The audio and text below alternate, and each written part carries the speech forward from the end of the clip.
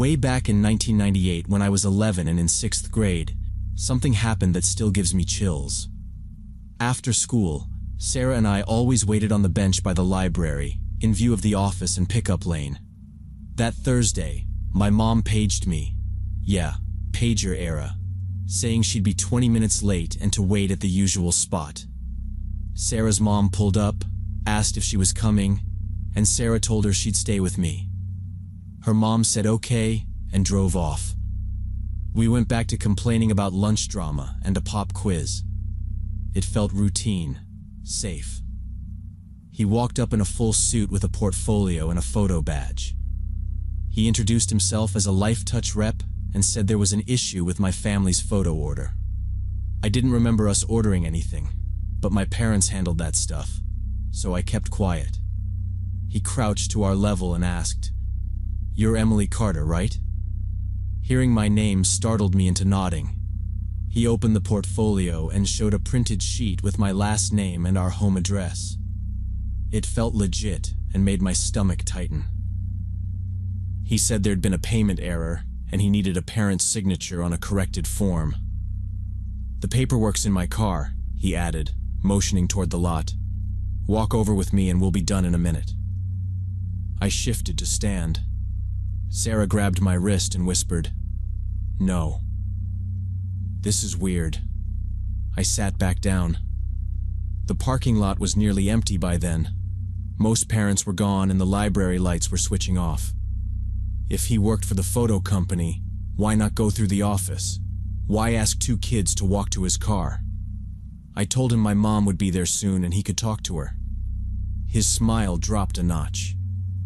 "It'll take 1 minute," he said, checking his watch like we were causing trouble. "I have other stops." There was an edge now that hadn't been there. Sarah said louder, "We're not allowed to leave school grounds without a parent or teacher." That was the rule. We'd had assemblies about it. He exhaled hard. "This is official school business." "You're making it more complicated than it needs to be." He stepped closer, almost between us and the door, and I saw him glance toward the far end of the lot like he was checking on someone. He set the portfolio on the bench, started talking faster. Backlog, misprint, reship at no charge, and asked me to confirm our address. I didn't. "My mom can confirm," I said, trying to keep my voice normal. Sarah added that our teacher could help him get the office. The friendly act slipped for a beat. "Let's go," he said, sharper. "You won't be in trouble. I'm trying to help you fix your order." He held his hand out in a way that wasn't quite a grab, and my pulse kicked so hard it felt noisy. I realized I'd already given him my name for free. I reached into my pocket and pulled out my pager like it was a phone. "I'll page her," I said. He watched my hands too closely and didn't move toward his car. The lot was quiet. Even the buses were gone. Sarah stood, but angled toward the doors. "We'll wait inside," she said, steady. I followed. He shifted and took a half step that cut across our path. For a second, I thought he might block us. He kept flicking his eyes to the far corner of the lot, jaw tight, like he was on someone else's clock. The front door opened and our teacher, Miss Johnson, came out with her tote bag and a stack of graded worksheets. She looked at him, then at us, then at the portfolio on the bench, and her posture changed. She was the kind of teacher who remembered the rules. She'd also given us that "don't leave with strangers" talk more than once after a weird incident the previous year. She walked toward us, not fast, but with purpose.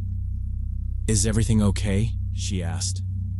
Her tone was suspicious, like she could tell something was wrong. He switched back to friendly like a flip. "Hi, ma'am," he said to Miss Johnson, all polite. "I'm with the photo company, just following up on orders.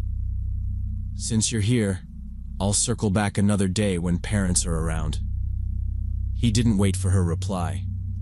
He picked up his portfolio, turned on his heel, and walked fast toward a dark blue sedan at the far end.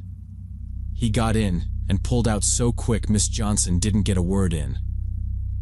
She stared after him, then turned to us with that tight look teachers get when something isn't right.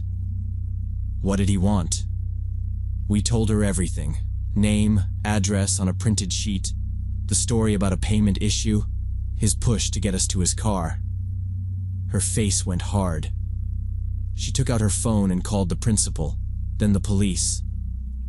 "You're staying with me," she said. And we did. About 10 minutes later, my mom arrived, confused at the sight of us inside the lobby with Miss Johnson. She hugged me too tight and kept asking, "Who was he? Why didn't the office call me?" The police got there after, took us to the conference room, and Miss Johnson gave them the partial plate she'd memorized and the car description. Dark blue sedan, older model, dent on the rear door. They wrote everything down, asked us to repeat it slower, and had us sign our statements. An officer walked the lot and checked the cameras, but the cameras didn't face that corner. By the time they left, the sun was down and the building was quiet. That evening, the principal called my mom again. He'd reached the photo company. No one was scheduled to visit the school. Later, my dad spoke to someone at LifeTouch who said they never send reps to approach students after school.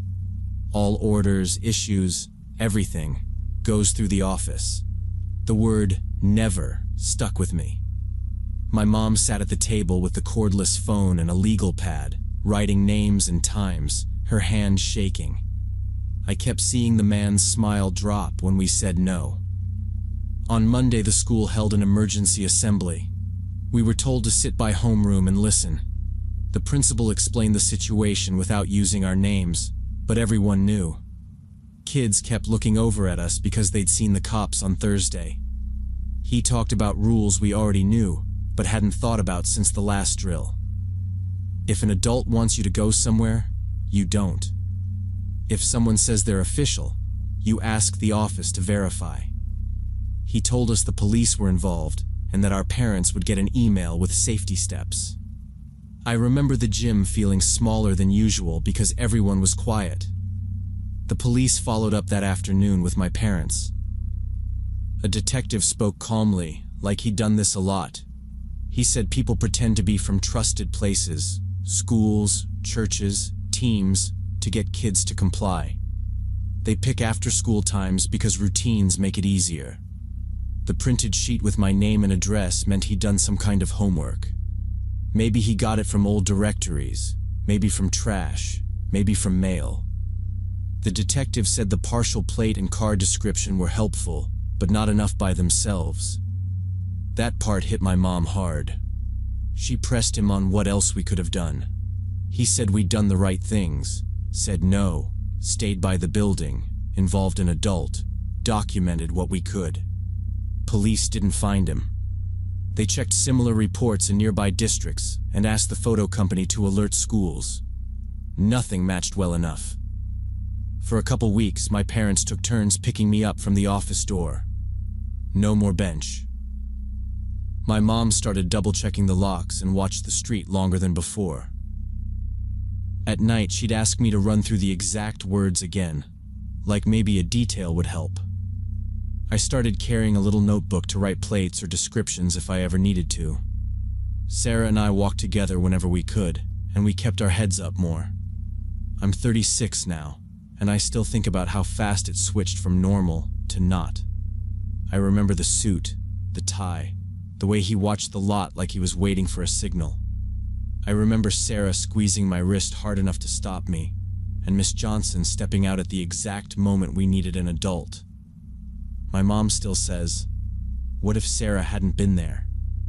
And what if Miss Johnson hadn't come out? I don't answer because there isn't a good answer. We did what we were taught, and it mattered. Sarah and I stayed friends through high school and still text sometimes. Whenever we bring it up, we land on the same thing. Her instinct to keep me seated probably saved my life.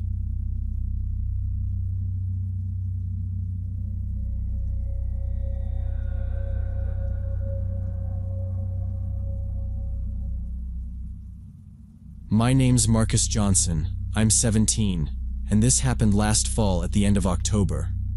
It was a regular Tuesday. School had been going for 2 months since summer break. I got home around 4, tossed my backpack by the stairs, knocked out my math worksheet at the kitchen table, and then flopped on the couch to keep watching a show I'd started the night before. My parents were at work like usual. Mom's a hospital administrator, always late. Dad's a long-haul trucker and wasn't due back until the weekend. Being home alone didn't bother me. We've lived on this street my whole life. Around 7, I microwaved a frozen lasagna until it hissed at the edges, ate straight from the plastic tray because I'm lazy, then washed the fork in the tray because if I didn't, Mom would text me a picture of the sink later with a question mark. I checked that the front door was locked out of habit, glanced at the thermostat, it runs cold in the evenings, and went back to the couch. It felt completely normal.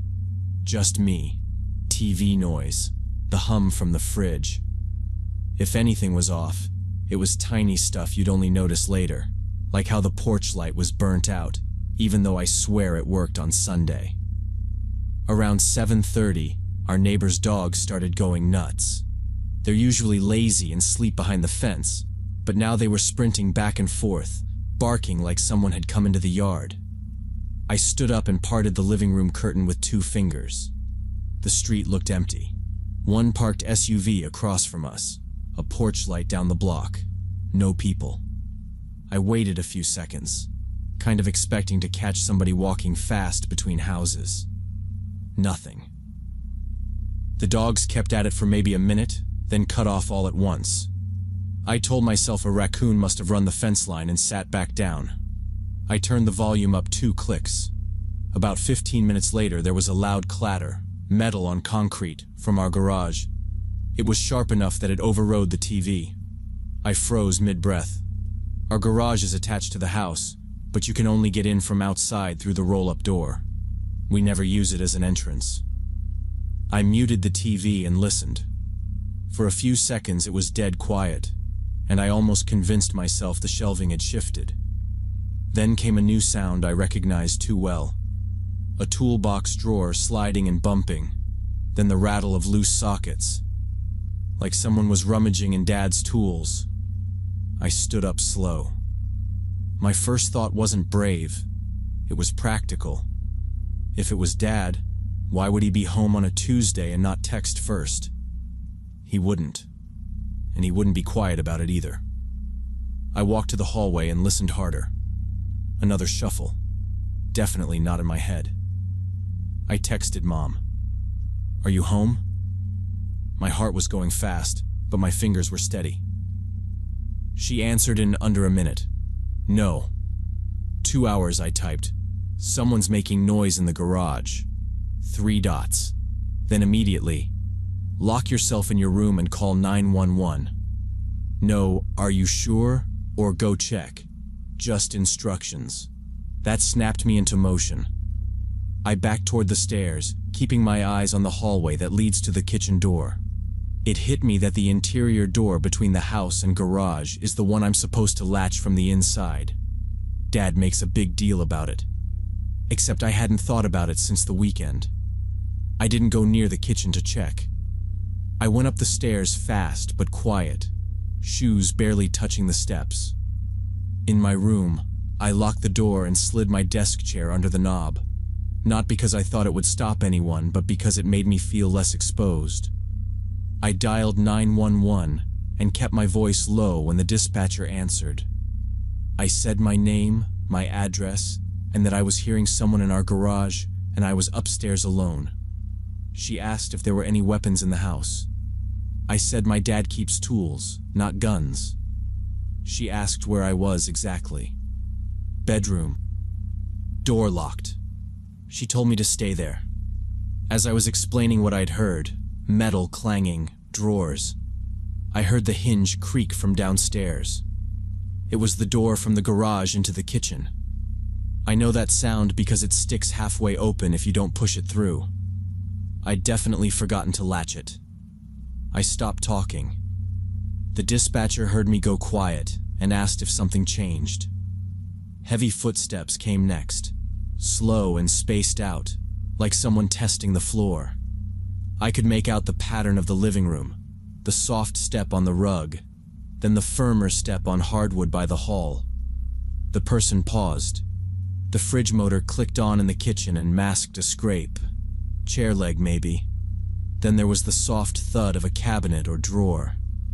I told the dispatcher in a whisper, "They're inside." My phone felt hot against my ear. I kept waiting to hear the stairs.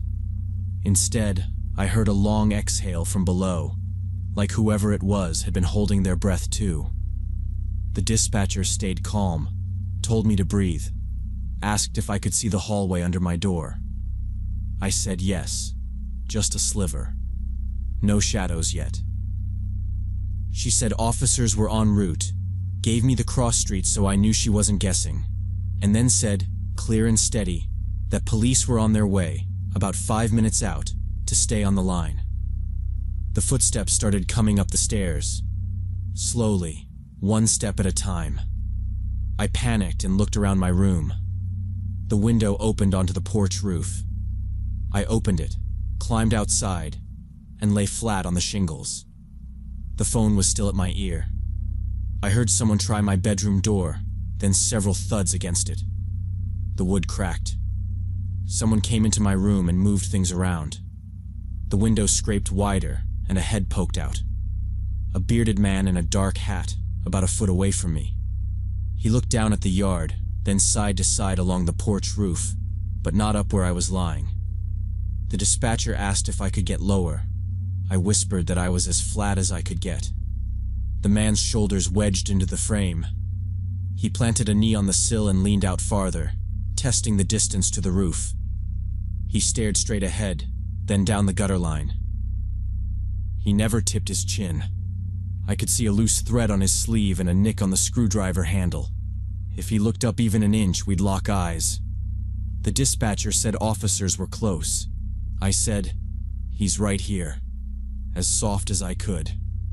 Inside the room, without turning, he pulled open my desk drawer and rifled through it. He listened toward the street. A text buzzed on my end. "Mom again. They're almost there." The sound made my chest jump. He went still. He said, "Hello?" toward the yard, not loud, like he expected a second person. I bit my tongue and didn't move. He set the screwdriver on the sill and leaned out farther like he might drop to the roof. I pictured his shoe hitting near my hand. It kept me frozen. A car rolled by out front. Headlights slid over the wall and faded. From lower in the house, a clipped radio burst carried up, the quick chirp before someone speaks. I couldn't tell if it was a neighbor or police outside, but it changed his mind. He dragged himself back inside, knocked my lamp to the floor, and stomped across my room. I stayed face down and told the dispatcher he was moving. I heard the hallway, then the stairs again, faster now, then the slam of the door to the kitchen, then heavy steps across the garage. His head disappeared back inside. I heard sirens approaching. Downstairs a door slammed. The intruder was running. Police were already on the street. Later, I learned they caught him 2 blocks away trying to climb over someone's fence. He was on parole, a few weeks out, moving house to house looking for cash or small electronics. They found my dad's drill in his backpack and some jewelry that wasn't ours. He'd pried the side door of the garage and worked through fast. An officer walked me through the house and took my statement while others searched. I'm not allowed to stay home alone now, and we installed an alarm with sensors on every door. I'm glad it ended the way it did, but the memory still scares me. The image of his face inches from mine on that roof doesn't fade. I think about the luck in it, the window to the porch roof, the sirens turning down our block when they did, the fact he never looked up. I keep running the what if in my head. What if the window stuck? What if he'd dropped down? What if I'd made a sound? I got lucky, and I know it.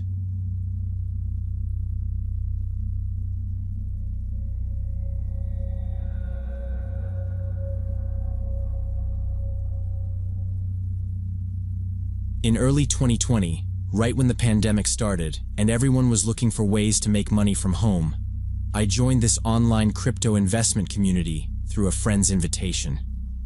It was a private Telegram channel with about 2,000 members, invite only, run by this woman named Victoria Chen, who was in her early 40s and had this perfect reputation in finance circles. She'd spoken at conferences and published analysis reports and had all these credentials. She promised monthly returns of 30 to 50% through complex arbitrage strategies and exclusive access to pre-sale tokens, which sounded too good to be true, but I watched for a month before putting any money in. I told myself I was just observing.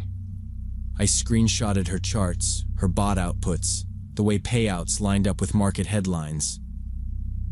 My first investment was $3,000 in April 2020, and by June I'd made back 4,200 legitimate deposits into my bank account, so I put in more. I remember telling my sister, "It's weird, but it works," and she said not to be dumb.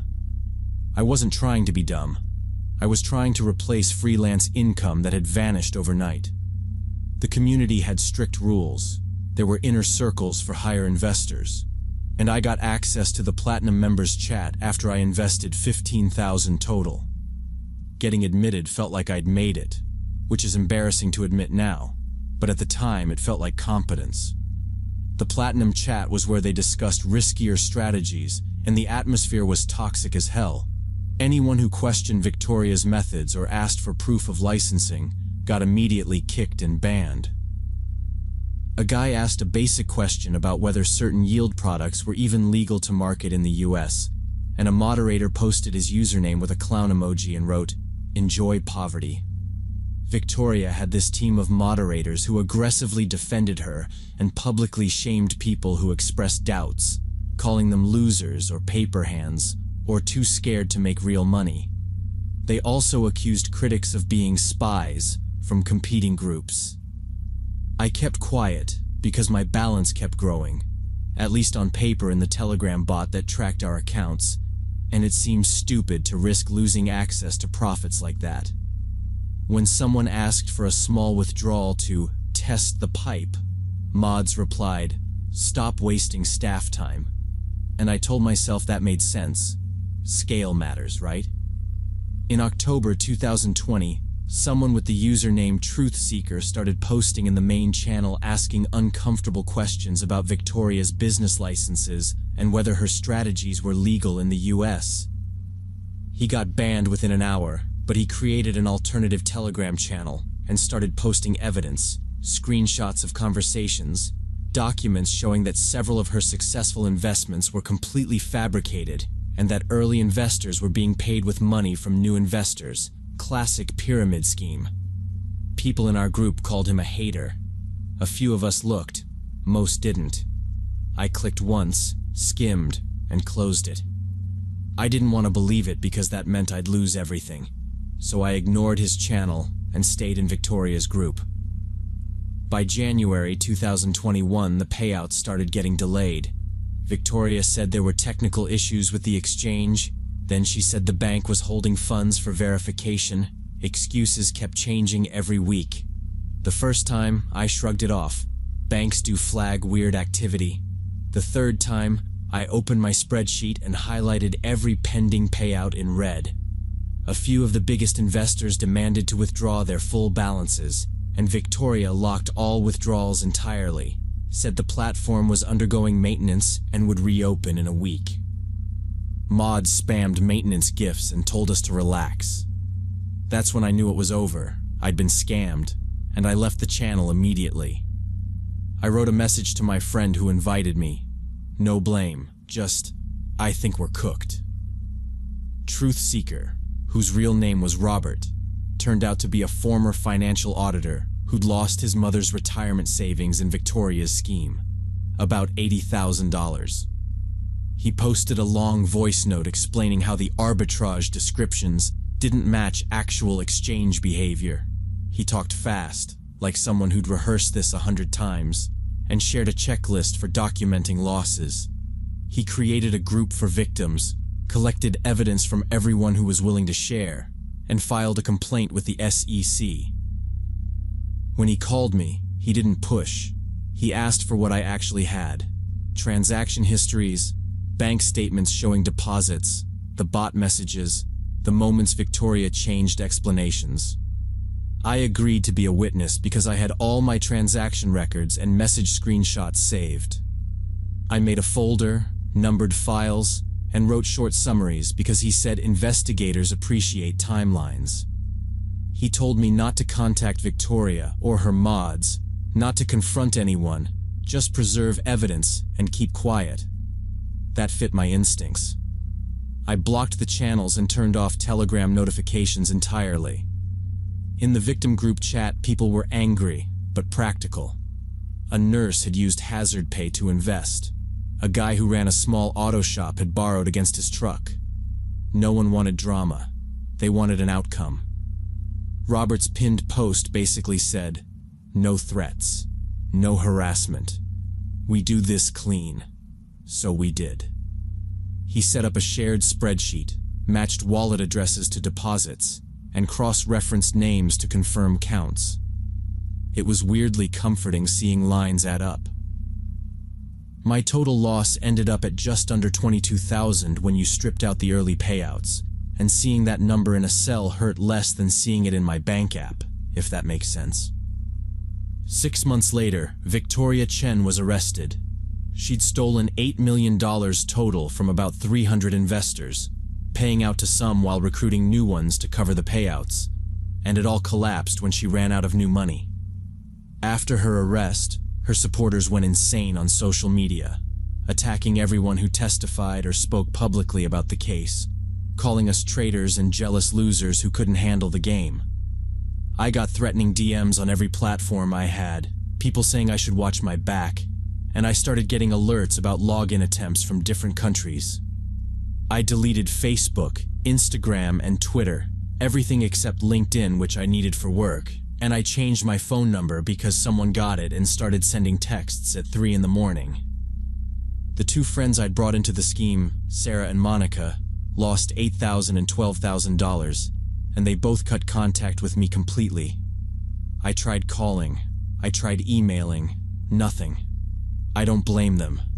I was the one who said it was legitimate and safe, and I said it more than once. Robert still runs a blog where he warns people about financial scams and pyramid schemes, explains the red flags to watch for, and I read it sometimes when I need to remind myself that I'm not alone. One night I got a text that said, "Snitch," from a new number. I took screenshots, forwarded them to the agent who'd emailed me after the arrest, and he replied to keep records and not engage.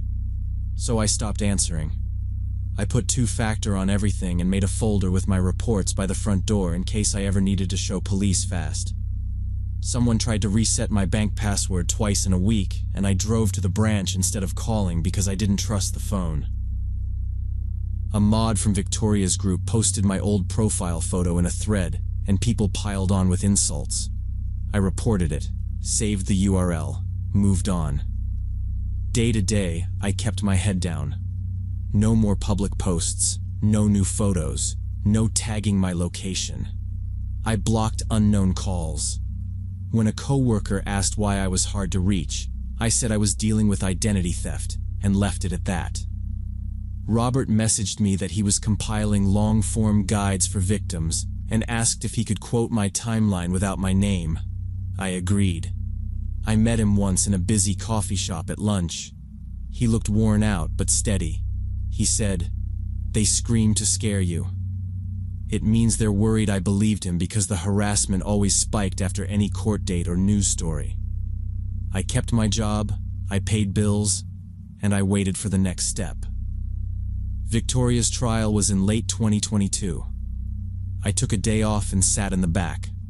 Her attorney tried to reframe it as market risk and sour grapes, but the evidence was stupid clear.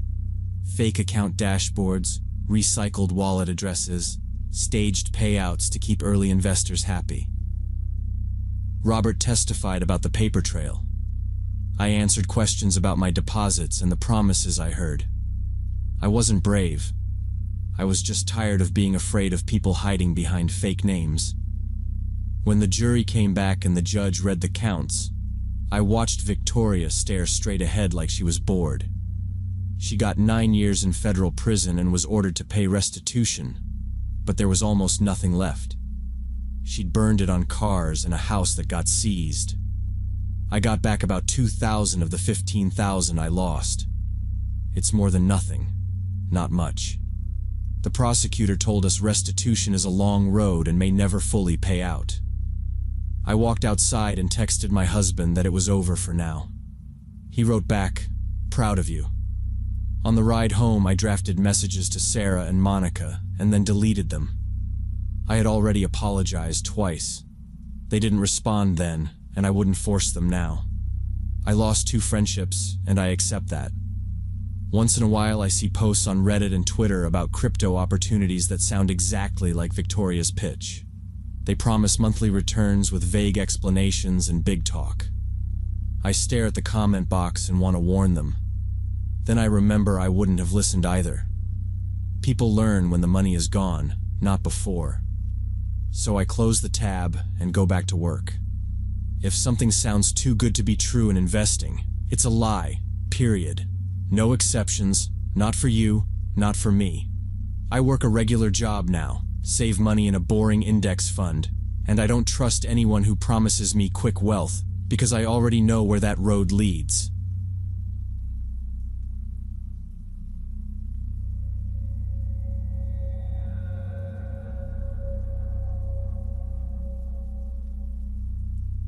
So this happened in fall of 2020 when I was a sophomore. My name's Lauren, 19, photography club, living in a half-empty dorm because most people stayed home that semester.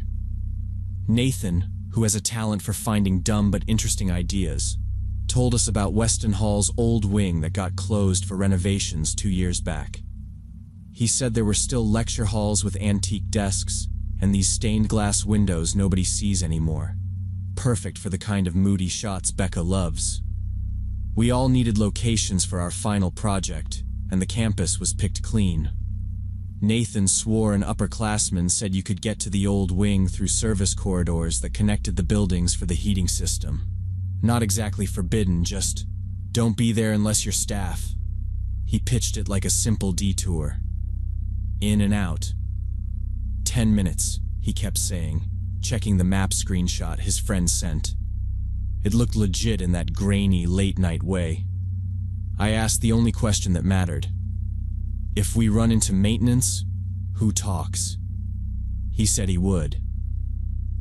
Becca shrugged and said she'd rather risk a warning than shoot more photos of empty quads. Our fourth was Sam, quiet guy, good with tripods, who mostly nodded and said to wear dark clothes. We picked Sunday evening because campus empties out on weekends and there were fewer RAs walking around. Around 7, I texted my roommate I'd be at the library and left it at that. The weather had already gone cold, and the air had that burnt dust smell the radiators make when they kick on for the first time. It felt normal in the way dumb choices always do before they aren't. The entrance to the service corridor was in our dorm basement behind a door marked maintenance room, usually locked. That night it was cracked an inch, like someone forgot it mid-shift. I remember all of us standing there, nobody touching it, waiting for someone else to say it was a bad idea. Nathan pushed it with 2 fingers and looked pleased when it didn't beep. Inside was a narrow corridor, concrete walls, old pipes shoulder height, the kind of dull humming that sits in your chest. The air was warm and stale and tasted like machine oil. We kept our voices down, even though no one was around. Sam had a little headlamp and walked behind Nathan so he could see the map and the floor at the same time. I kept thinking about how if anyone yelled at us, we'd just apologize and leave. That was the plan. No hero moves. We turned left, then right, then passed under a grate where I could hear music thumping from some upper floor. The map had blocks labeled with building codes, and Nathan traced them with his finger like he'd memorized the path. 2 more turns, he said. It had been maybe 15 minutes, which felt longer without clocks. At the end of the last stretch, metal stairs went up to a door with a little wire glass window and a label. Weston Hall, ground floor. There was a keypad right where you'd expect it. Nathan wiped his hand on his hoodie and tried one of the standard campus codes. No luck. He tried another, then laughed under his breath and said, "Third time's the charm," like he could jinx it into working. On the third attempt, the lock clicked. We looked at each other and nobody cheered, which tells you where our nerves were. We went up in single file and Nathan pushed through into a hallway that smelled like mold and stale air. It was dead quiet. Our shoes made that hollow sound you only hear in empty buildings.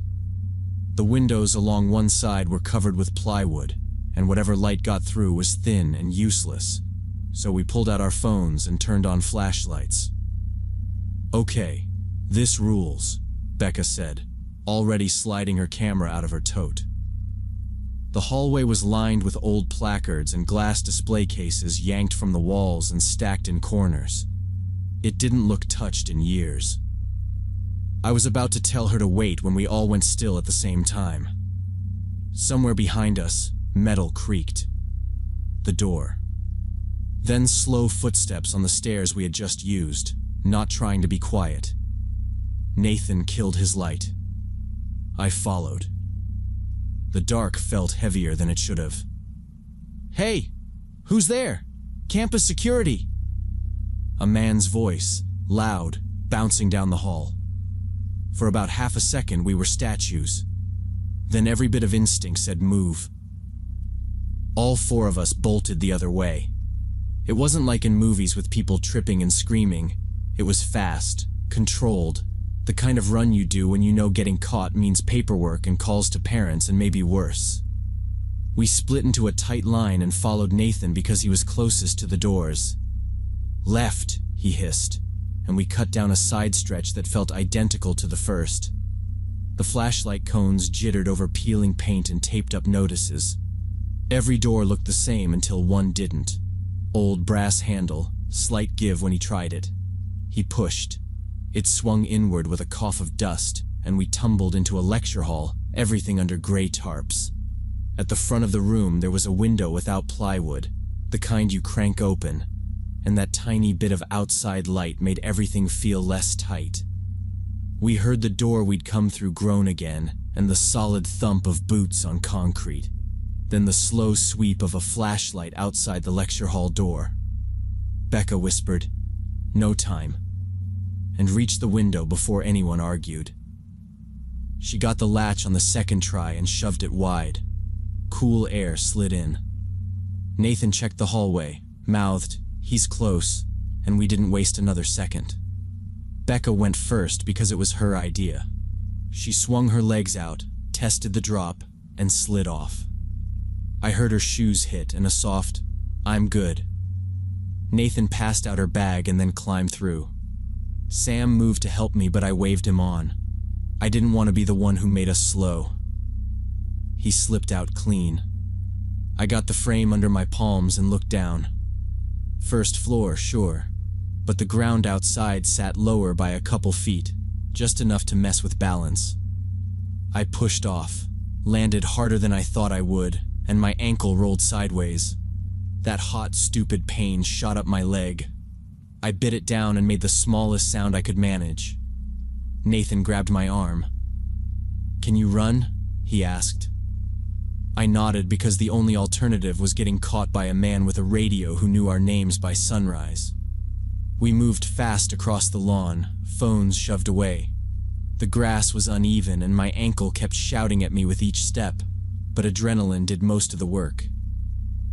We cut behind Weston to the neighboring building and dropped into a crouch behind a line of bushes, the leaves scraping our jackets. From there we could see the Weston door. It swung open, and the guard stepped out, flashlight up, slow scan across the lawn like he had all night. He didn't rush. He looked annoyed more than anything. I held my breath every time the beam got close to our spot. Becca was next to me, hands clasped on her camera like she was praying. Sam kept one hand on my shoulder. steadying me whenever I shifted. Nathan peered through the branches and whispered, "When he goes left, we go right." The guard did a lazy loop, checked the window we'd used, and shone his light along the wall. He said something into his radio, but we couldn't hear the reply. When he finally started walking the far side, we slid low along the bushes, then cut between two trees and hugged the shadow side of the next building. No main paths. That was the rule now. My ankle protested on every turn, but I kept moving. We crossed a loading zone, ducked behind a dumpster, and then took the long way past the faculty parking lot, keeping the cars between us and open space. Every noise felt too loud, even though we were careful. Zippers, a bag bumping, the clack of a shoe on pavement. We paused twice to listen for footsteps and heard nothing. After what felt like 10 minutes but was probably 5, the dorm's back entrance came into view. Nathan held the door while we slipped in, one after another, trying to look like we belonged, which is harder than it sounds when your heart is in your throat. The elevator would be a trap, so we took the stairs 2 flights, quick and quiet. Becca's room was on the corner. She fumbled the key card twice because her hands were shaking. Then we were inside, door shut, bolt thrown. We stood there breathing hard, nobody talking. Then it hit all at once, and we started laughing. Short, messy laughs that sound a little like crying, because we'd just done something unnecessary and almost got nailed for it. We hadn't taken a single photo. The irony wasn't lost on me. We'd dragged cameras and lenses for nothing and escaped through a window like a cheap thriller. The next morning, I woke up to that hollow post-adrenaline feeling and checked my campus email before even brushing my teeth, expecting a message from security telling us to report somewhere and explain ourselves. Nothing. Midday, still nothing. I kept checking between online classes like I could will it into existence and be done with the waiting. It never came. We figured the guard couldn't see us clearly in the dark and didn't bother writing it up. Sarah, my roommate, started sending me memes about professional window exits and parkour majors, and I sent them to the group chat. We made a quiet agreement. Next time we'd find legal spots for shoots and ask for permission like normal people. My ankle took a week to stop hurting, and my heart took longer. I keep replaying that moment we heard campus security and wonder what would have happened if we'd stayed and explained. Probably a write-up, maybe losing lab access for a semester, a few emails to our parents. Boring consequences. But in that hallway, with that voice and that flashlight, panic did what panic does and our brains just said run.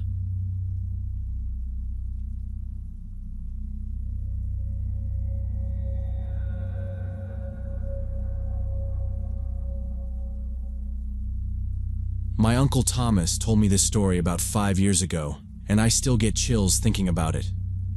This happened in Chicago about 15 years back when he worked as a financial analyst downtown. He used those underground pedestrian tunnels every day, the ones that connect the office buildings to the train lines. In winter, it's the only sane way to commute. He said he could walk that path half asleep, headphones in, coffee cooling in his hand, and never bump a shoulder. After 7 at night, the crowds thinned, and by 9 it was mostly echo and the odd late straggler. That October, quarterlies had him chained to the desk. He was running variance checks until the cleaning crew started giving him that go-home look. He logged out, packed up, and took the elevator down. He told me the tunnel lights always seemed dimmer in the far stretches, patches where bulbs took forever to get replaced. He didn't care. He'd done the route hundreds of times. Left past the newsstand shutter, straight past the sandwich place gate, right at the blue tile wall. He said he wasn't nervous. Tired, sure. He wanted the train, a seat, and no small talk.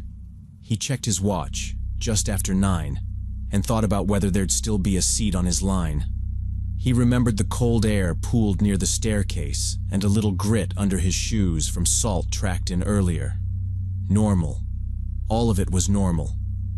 In the middle of a long, straight section, he clocked a guy coming toward him maybe 100 feet out. Nothing special. People pass each other down there all the time. Uncle said he kept walking and didn't think about it until a few steps later when something tugged at him. Just the way the guy moved, maybe. He was in dark work coveralls and heavy boots, carrying a canvas bag slung high on one shoulder. Not a messenger bag, more like a tool bag. The guy walked slow and heavy, head down. Uncle's brain slotted him as night crew or construction. He remembered thinking, "Fine, you do your thing. I'll do mine." They got within about 6 feet, and the guy just stopped. No sidestep, no "excuse me." Stopped. Then the head turned, and he looked right at my uncle. Uncle said the face threw him, pale in that bad fluorescent way, but the eyes were dark and still. No flicker like you get when someone's thinking or deciding where to go. And those coveralls had stains down the leg and across the forearms. At first he thought mud. Then he ran through other options. Oil, paint, whatever. Because you do that fast math when you want something to make sense. The canvas bag didn't swing like an empty bag. It had weight and an awkward shape. The guy didn't say a word. Just stared.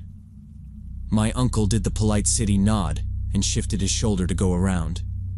He said the guy didn't move or speak, just tracked him with his eyes while holding the bag like it was nothing at all.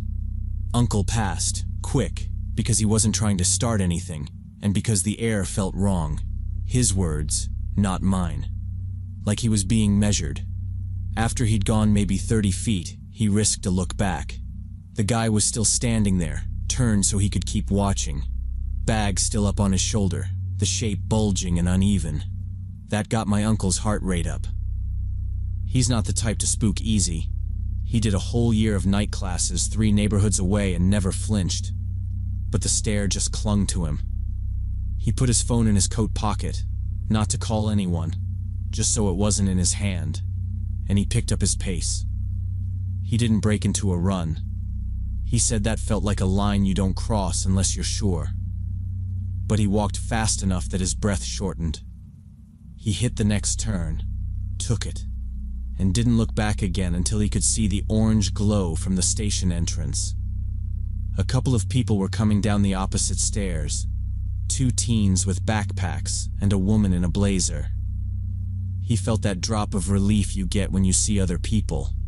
Witnesses, is how he put it. He went through the turnstile, up to the platform, and stood where he could see both the escalator and the track.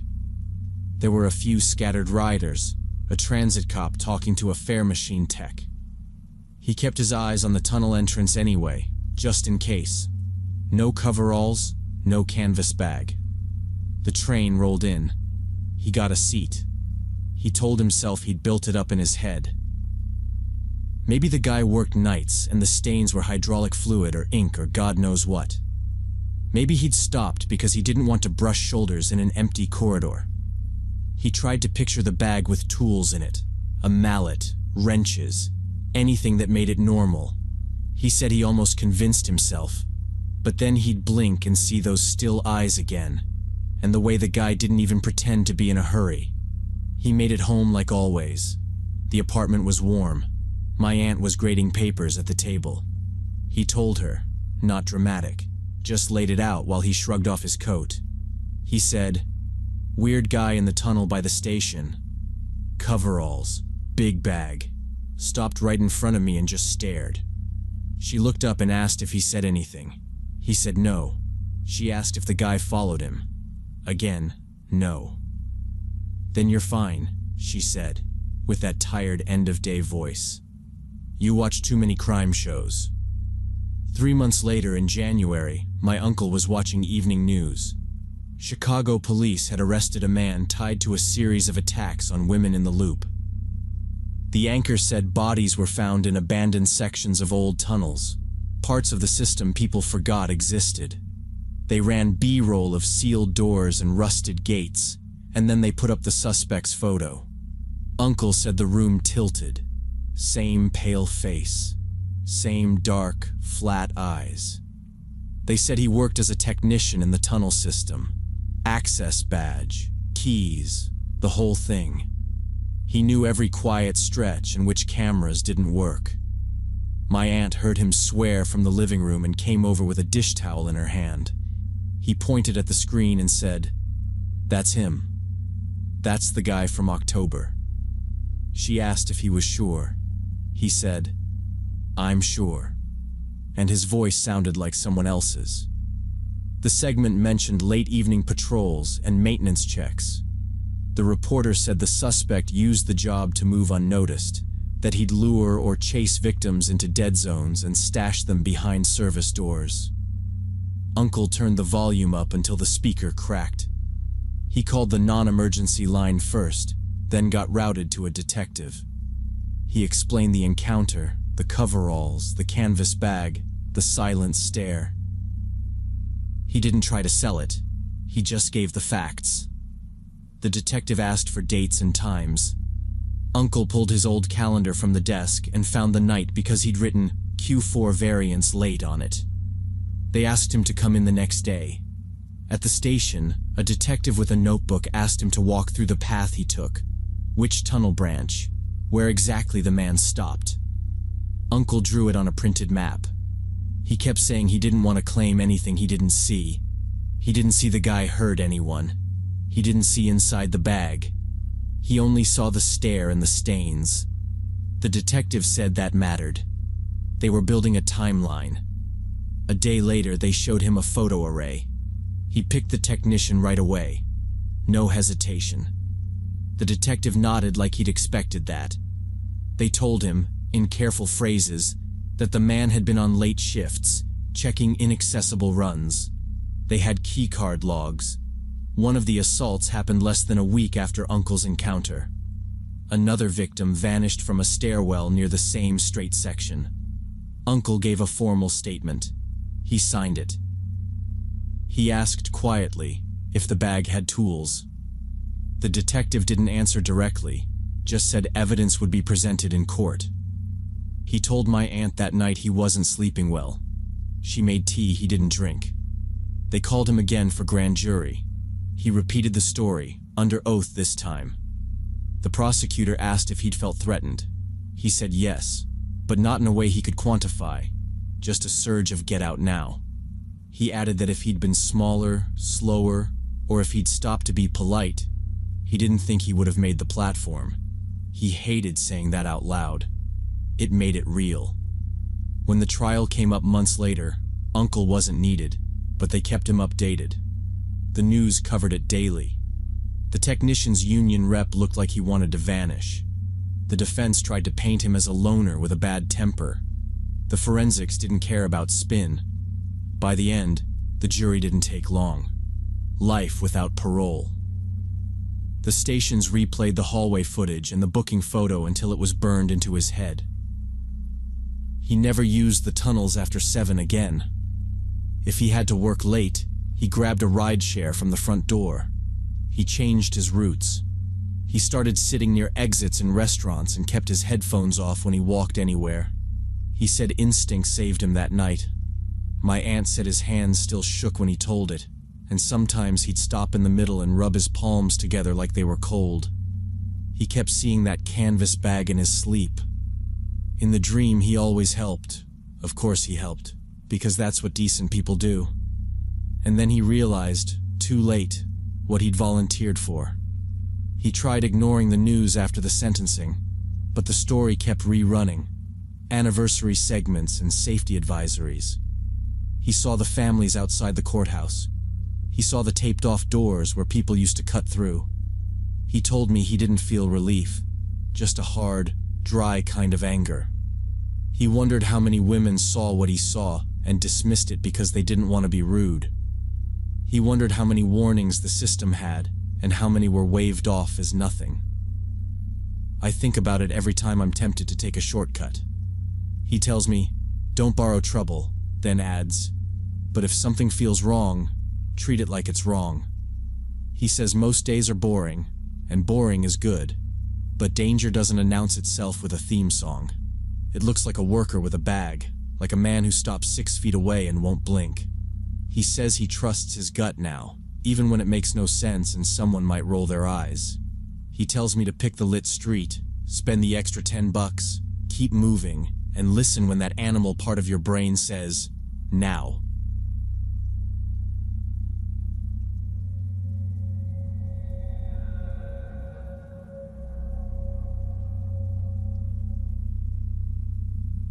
The call came 3 days later, and that's when I realized how close I'd been to something really bad.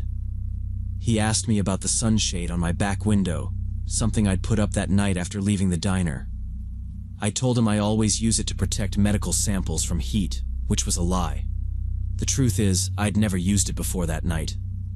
I hung up, blocked his number, and sat in my car shaking for 20 minutes. But I need to explain what happened before that call, because looking back now, the warning signs were everywhere. I grew up in a closed religious community where contact with outsiders was strictly controlled.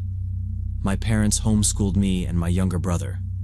We only left the compound for groceries, medical appointments, and my gymnastics competitions. The community was proud of my success and saw it as validation of our way of life. When I was 13, a local TV station did a short segment about me for the evening news. It mattered because we were taught to keep our names close, to avoid photos, to stay separate. The segment used my first and last name and showed our faces after a meet. My mother cried about it later, not because of modesty, but because she said the world remembers. That stuck with me. People notice small things and keep them. I didn't believe any of it until I left. I left at 19 and learned fast that you can be invisible until you're not. And once someone picks you out of the crowd, they can keep pulling thread. I left the community when I was 19 and got a job as a medical courier, driving specimens between clinics and labs across 3 states. The work paid decent and let me see places I'd never been. It was simple. Pick up, chain of custody paperwork, delivery, repeat. I liked the routine and the quiet. I kept a cooler in the back seat and a tablet for manifests.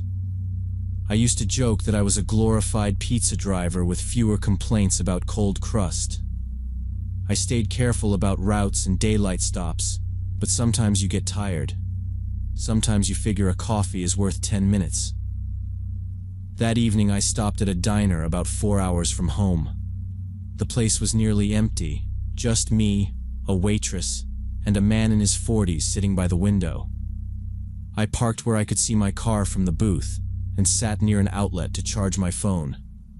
I ordered coffee and a sandwich. He looked over once, then again. Normal enough. I've seen truckers do the same. After a minute he nodded, friendly, like we were both just killing time on the road. He started a conversation, asking if I was a courier because he'd seen my car with medical stickers in the parking lot.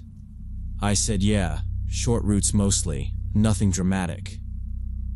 We talked for maybe 15 minutes about work, road conditions, weather, normal small talk. He said he traveled for insurance assessments, lots of driving, lots of rest stops. Then he said something that caught me off guard. He asked if I'd noticed him touching my tablet 3 times while I was looking at my phone. I blinked at him, reached for the tablet without picking it up and said, "No. Why would you do that?" He smiled like it was a joke on me. "Testing your awareness," he said. "It's important to stay alert on the roads." I told him it wasn't funny. He said, "You're carrying medical stuff. People target that sometimes." "I was doing you a favor," I said. "By touching my property?"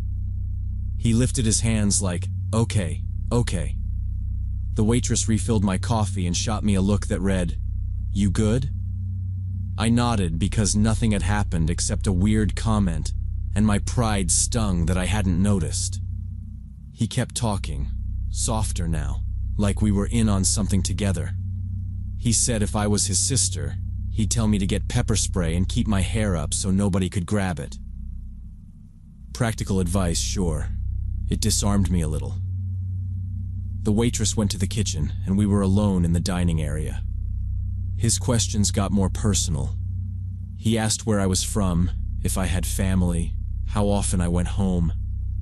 I answered without thinking, not seeing any danger in casual conversation. "Middle of nowhere," I said. "I'm 23. It's just me and my brother now." He nodded like he was mapping me. He asked how late I drove, if I ever took the same route 2 nights in a row. I said I changed it up. He told me that was smart and smiled in a way I didn't like I'd passed a test I hadn't signed up for. Then he asked for my parents' full names, my mother's maiden name, the address of my childhood clinic. He explained he worked in insurance and was used to collecting that information. Said it helps him remember people, builds rapport. "You'd be surprised what people forget about themselves," he said. It seemed reasonable at the time in that dumb way where something sounds official and you want to be polite. I gave him my parents' first names and said I didn't share last names. He laughed and said, "Fair." Then he asked the clinic. I started to answer and stopped. He leaned in and rolled up his sleeve and showed me the inside of his forearm. He said I had the same birthmark, a triangular shape just above the elbow. I do have that birthmark. I felt it before I looked, my skin going hot. I instinctively covered my arm with my other hand. I asked how he knew about it. He shrugged and said he just guessed. The air in the diner felt heavy suddenly. He continued talking, saying I must have done gymnastics as a child because of my posture. When I confirmed it, he repeated almost word for word the phrase I'd said in that TV segment 10 years ago. The one about my body being an instrument given from above, that I was just learning to use. My voice shook when I asked how he remembered that. He said he remembers a lot of things. Then he offered to give me a ride to the next town, saying my car looked unreliable. I declined, making up something about urgent deliveries. He insisted, said we could stop at his house first. It was nearby. I could rest there. I refused again. His expression stayed the same, but his eyes didn't. I stood up fast, said I had to go, paid at the counter, and walked out without looking back. In my car, I immediately locked the doors and pulled down the sunshade on the rear window so he couldn't see inside if he came to look. I put my phone on record and set it face down in the cup holder. I slid my tablet into the glove box because I kept replaying him saying he touched it. I adjusted the mirrors so I could see the diner door in the far end of the lot. I told myself I'd leave steady, no sudden moves, and break pattern after a mile. He didn't come out for a minute. When he did, he scanned the lot like he'd lost something, glanced once in my direction, and kept moving. He got in his car and drove to the far side, out of my sightline. I started the engine and rolled out. I tucked in behind a truck, took the next exit, and cut to a state route I almost never use. I messaged my supervisor that traffic was weird and my ETA might shift. At the next clinic I did the drop, signed, left. I picked a motel with cameras and an office open late, paid for a room near the lobby, parked under a light. I kept the sunshade up. I slept in short bursts with shoes on and keys in my hand. At dawn, I walked the lot once. No silver sedan, no him. In the morning, his car was gone from the parking lot. I continued my route but couldn't shake the feeling of being watched. Every silver sedan made me check my mirrors. I kept extra distance and always an exit. Nothing happened. 3 days passed without incident. Then came the phone call. His voice was casual, friendly even, asking about the sunshade like it was nothing. After I lied about always using it, he talked about the weather for another minute before saying goodbye. I blocked the number. I sat very still and listened for anything outside my apartment, then made myself breathe normal and wrote everything down. I changed my number the next day and reported the incident to my supervisor. They advised me to avoid stopping at isolated locations. I asked if anyone else had reported a man like that. They said no, but to file a note under my route and vehicle. I swapped the medical stickers for removable magnets. I started planning my routes to only stop at busy truck stops or well-lit gas stations during daylight hours. I moved my tablet to a locking mount and added a basic dash cam. I practiced loading everything in one trip. Door locked between steps, keys clipped. I told my brother not to post anything about me for a while. I told myself that being careful isn't being scared, it's being alive. What still bothers me most is how he knew about that TV segment. It aired in a small town over 1,000 miles from that diner. I've searched online and can't find any trace of it. The local station's archives don't go back that far. I asked my mother if she kept a copy. She said no and told me to leave it alone. It wasn't famous. It barely aired once. So either he recorded it back then, or someone handed it to him, or he was there in person and kept me in his head long enough to spot me a decade later in a half-empty diner, and I never found out which.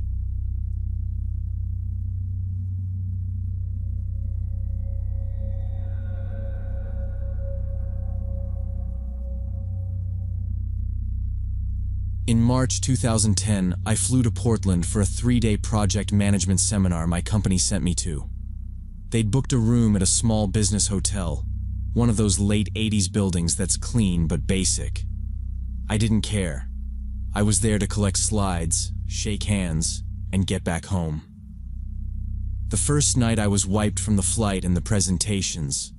I ate something forgettable from the lobby, skimmed my notes, set a 6 a.m. alarm, and crashed around 11. The air unit hummed, traffic noise was faint, and I remember thinking I'd sleep like a rock. Around 3 in the morning, my phone on the nightstand vibrated. Not ringing, just that buzz from a notification. It jolted me out of sleep harder than it should have. I fumbled for it, eyes gritty, and saw a missed call from an unknown number with no voicemail. I stared a second, half expecting a follow-up, then tossed the phone back and rolled to settle again. I had just exhaled when the right edge of the mattress sank down, like someone sat there. Not a vague dip. The bed dropped on the edge, the way it does when a person actually puts their weight on it. My skin went cold. The depression felt like a real body, heavy, maybe 150 pounds, right at the edge about 2 feet from my legs. I froze. I didn't dare flinch. I listened for breathing, fabric, anything. Nothing. No movement. No shifting springs. Just a static pressure, and my heart pounding so hard I could feel it in my throat. The angle of the mattress pulled me toward that side just a little. It stayed that way. Steady, solid weight pinning the edge. I tried to count to 10 and lost track. It felt like at least a minute, maybe more. I remember thinking if it was a prank I'd hear a shoe scuff or a zipper. There was nothing. Slowly I turned my head to look. The bathroom light was on, door pulled almost shut, so a thin slash of light cut across the carpet. I could see the bed's edge clearly. No one was sitting there. The space was empty. But the mattress was still compressed. I could see the indent, a neat scoop in the foam, blanket pulled slightly downward like something was still weighing it. I stared until my eyes watered. The dip did not change. I thought about saying something out loud. Hello? But I clamped my jaw and stayed quiet. I don't know why. It felt like sound would make it worse. I reached out fast and slammed the lamp switch.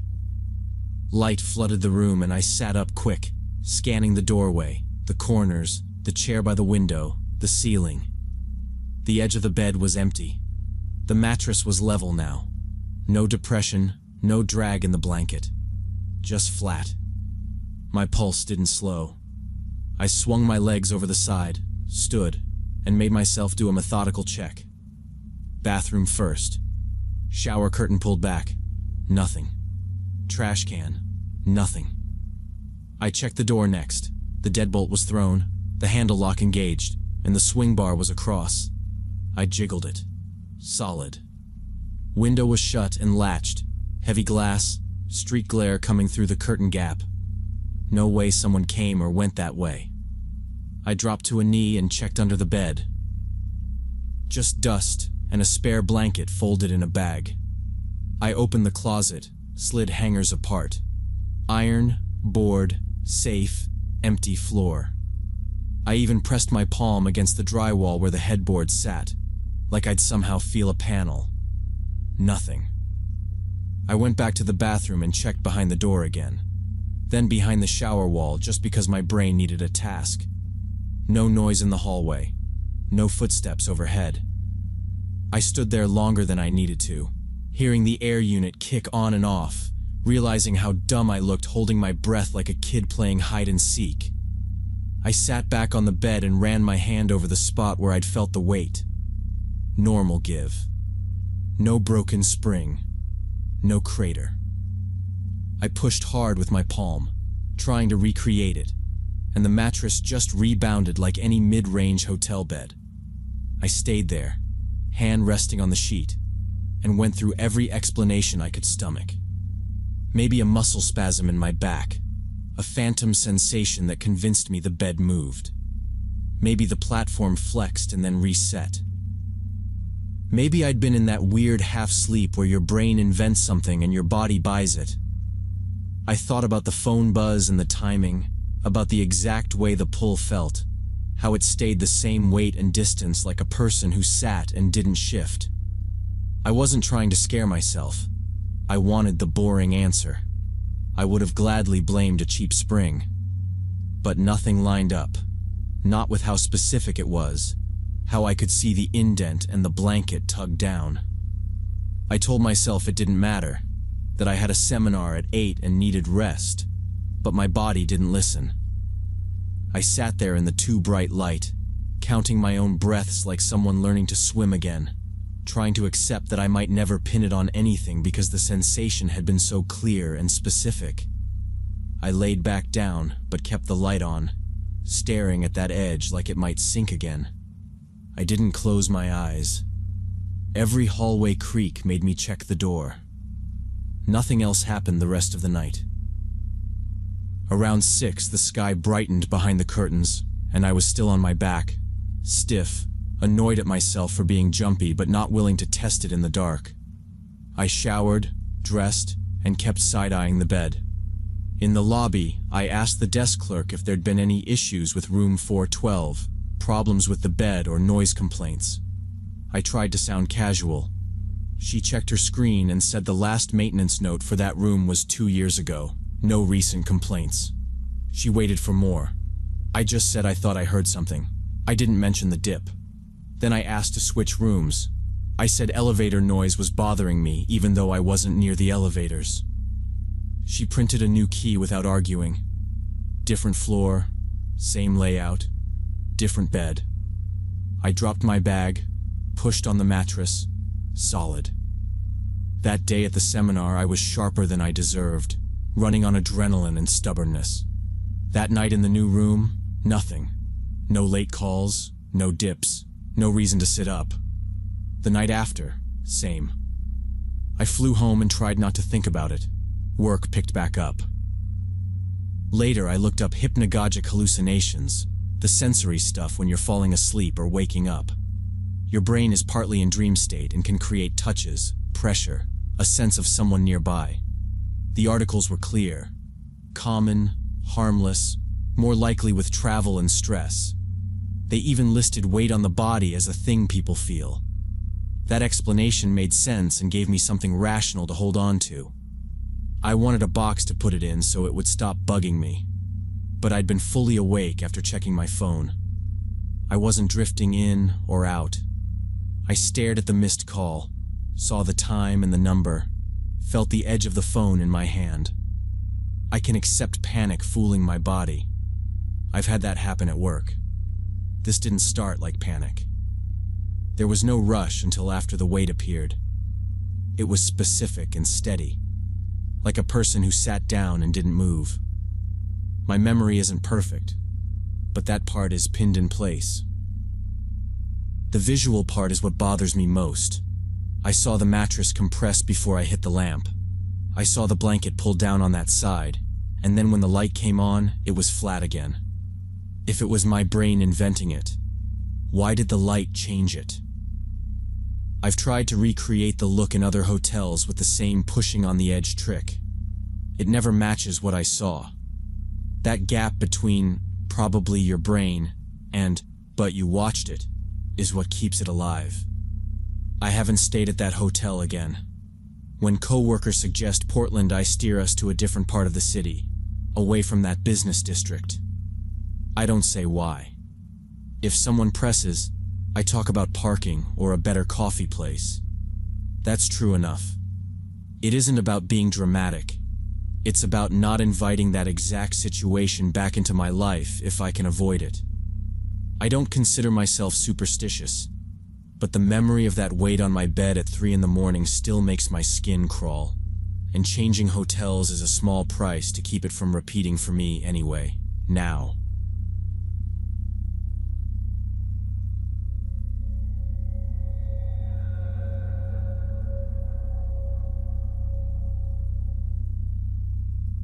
When I was 11 years old, something happened at a children's art exhibition that I still think about sometimes.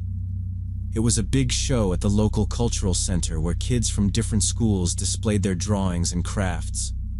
The exhibition ran all Saturday, from 9 a.m. to 6 p.m. I went with my mom early to help hang my work on the panel. I had 3 watercolors and a small clay sculpture. There were kids from 6 to 14 from maybe 6 or 7 schools, which meant the building was packed. My mom had to leave for work around 11, so I stayed with my best friend Emma. Her mom was supposed to pick up both of us at 4. Before my mom left, she did the mom checklist. My name tag pinned straight, the little paper schedule folded into my pocket, emergency numbers in Emma's phone. Well, in her head, really, because we didn't have phones yet, and a reminder to stay in the busier areas. There were volunteers in bright vests and a few security guys with radios, and everyone who worked there wore a plastic badge on a lanyard. She made me point them out so I knew who to ask for help if anything went wrong. I said I got it. Emma rolled her eyes and said we weren't babies. The cultural center was a big 3-story building with a high atrium, marble stairs, and long corridors.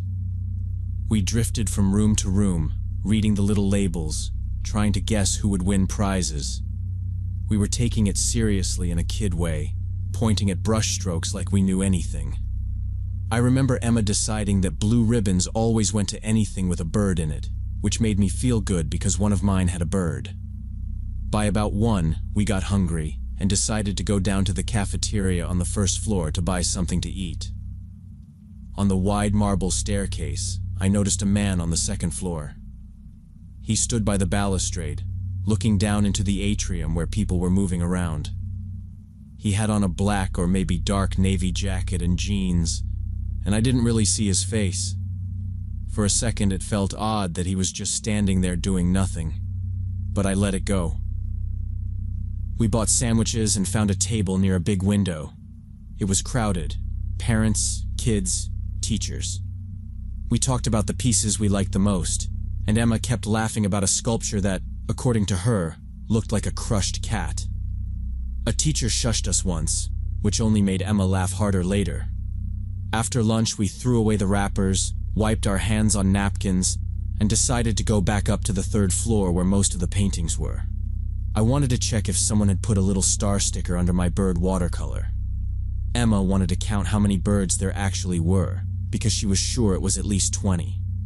To get to the 3rd floor, there were 2 options: the main staircase in the atrium, where it was busy, or a service stair through a long corridor with offices. We chose the second route because we also wanted to look at an installation at the end of that corridor. The corridor was almost empty. Most visitors were either in the exhibit halls or the cafeteria. Our footsteps echoed off the walls. I remember pointing out a door with a taped sign that said, "Rehearsal Room," and asking Emma if she thought someone was practicing violin behind it. She said, "If they are, I hope they win a prize for loudest squeak." And we kept going. About halfway down, I heard a door open behind us. We both turned. A man in that same dark jacket stepped out of a door marked "Staff Only." He looked straight at us, and then started walking our way at a pretty fast pace. "Girls, hold on a second," he called, loud enough to carry. We stopped. For a beat, I thought maybe he worked for the cultural center and was going to tell us something. He came closer and asked if we were lost. Emma said no, we were just heading back to the exhibit. He nodded and smiled, but the smile didn't look real. Then he said he could show us a special room with pieces that weren't on display in the main halls because there wasn't enough space. He said the room was in the basement and only open by special invitation. That sounded off. I hadn't heard anything about a basement room. I looked at Emma, and she looked uncertain too. He kept talking, saying there were really interesting things down there, that we should definitely see them while we had the chance. Something in me said this was wrong. I took Emma's hand and told him we had to go. Our parents were waiting upstairs. His face changed.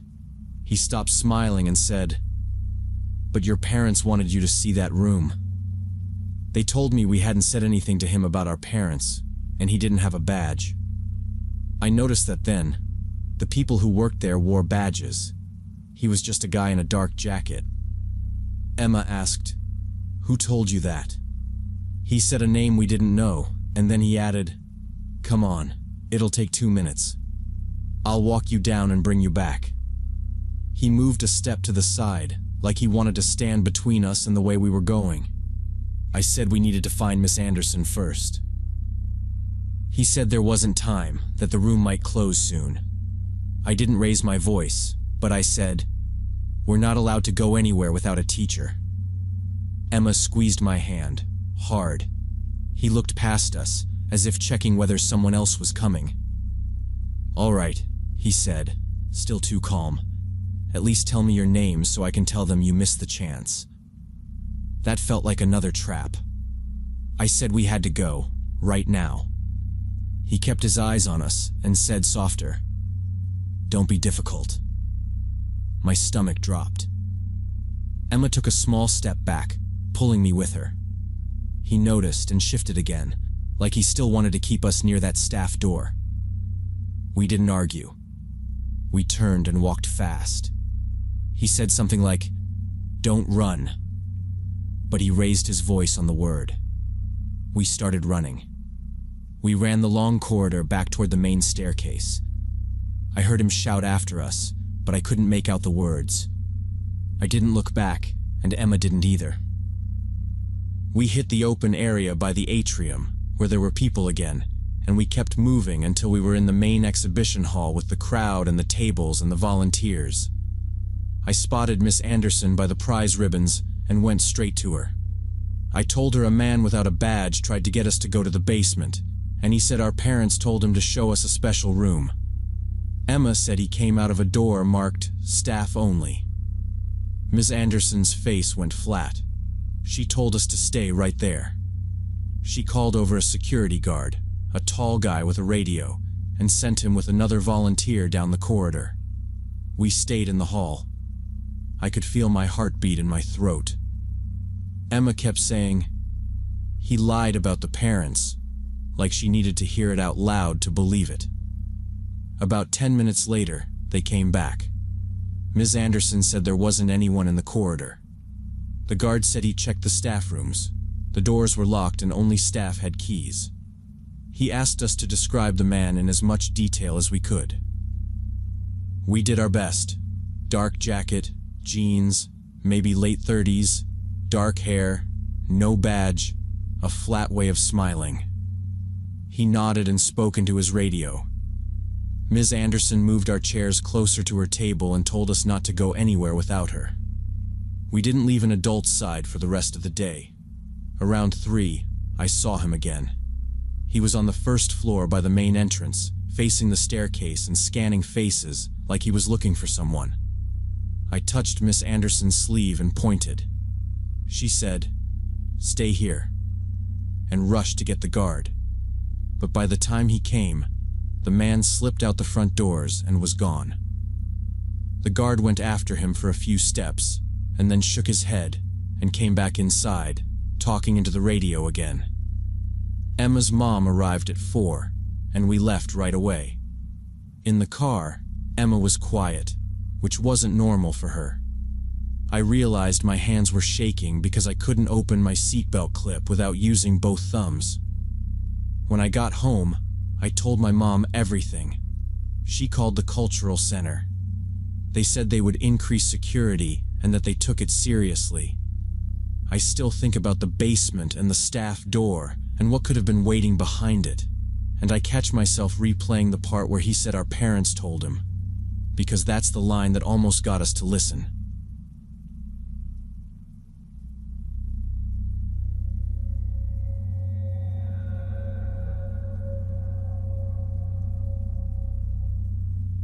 So when I was 32, I finally saved up enough to buy my first house. It was a small, older place in a working-class neighborhood. Nothing showy, but it felt like a win. I'm a nurse on nights, so my sleep schedule is chaos, and my brain is usually mush by the weekend. The listing had sat for months, which I knew wasn't great, but I was tired of sharing walls and elevators and random footsteps above me. First couple weeks were normal. Boxes, figuring out which light switch did what, learning the noises the fridge made. Then I started noticing petty stuff that aggravated me because I was trying to be organized. A kitchen drawer gaping in the morning that I remembered closing. A mug not where I left it. My laundry basket shifted half a foot. I blamed the night shifts, 12s will do weird things to your memory, and moved on. The basement was a raw concrete rectangle with exposed pipes, one useless window, and a lonely water heater. I hated the feel of it because it smelled old and because it didn't have a good reason to be used. I went down only to check the pilot or grab a box I hadn't unpacked yet. 2 weeks in, I added a couple of deadbolts and stuck a cheap door sensor on the front and back doors. Just a practical step because I sleep in the daytime. I also put a broom against the basement door on habit. Not fear, just habit. I told myself that. It was a Thursday night, technically Friday, about 2 a.m., when I got home from a rough shift full of admits and a code that still had my hands shaking a little. I microwaved leftovers and leaned on the counter watching the numbers count down. That's when I heard it from below. A scraping sound. Rhythmic, like something heavy dragging over concrete. I froze with a fork halfway up. Old houses clank, pipes hammer, floorboards pop. I know that. But this went back and forth. Drag. Pause. Drag. Same tempo, same path. I stood there long enough that the microwave beeped and then went silent, and the food just sat. It stopped for maybe a minute, then started up again like whoever, whatever, down there needed another inch. My throat felt dry. I called my brother even though I knew he'd be asleep. He answered grumpy. "You okay?" "There's a sound in the basement," I said, keeping my voice low like that would help. "Like something heavy moving." "Rats," he said, "or a pipe. Houses expand, remember? Call an exterminator in the morning. Go to bed." "I know what rats sound like," I said. "This is deliberate." "Then it's a raccoon with a plan," he said, half joking. "Don't go down there at 2 in the morning. Please." I set the phone on speaker and put it on the table. The scraping came again. I stared at the basement door until my eyes watered. My brother kept talking about traps and pest control places he knew, and I barely heard him. The scraping got louder, and the direction clicked for me. It was directly beneath the kitchen. I walked to the door and put my ear against it.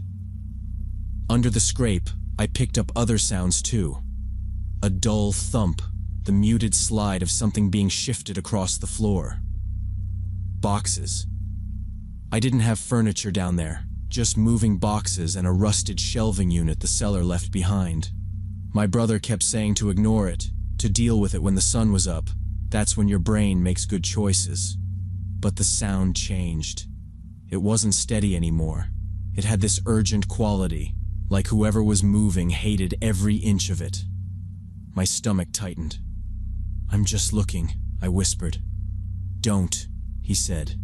"Seriously. This is exactly how people end up on the news." I opened the basement door. The noise stopped dead, like a switch.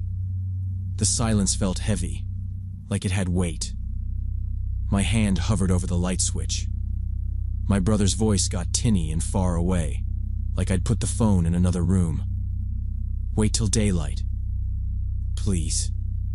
This is not the time. I flipped the switch. The single bulb at the bottom of the stairs came on, and it didn't do much. It lit the first half of the steps and a slice of floor.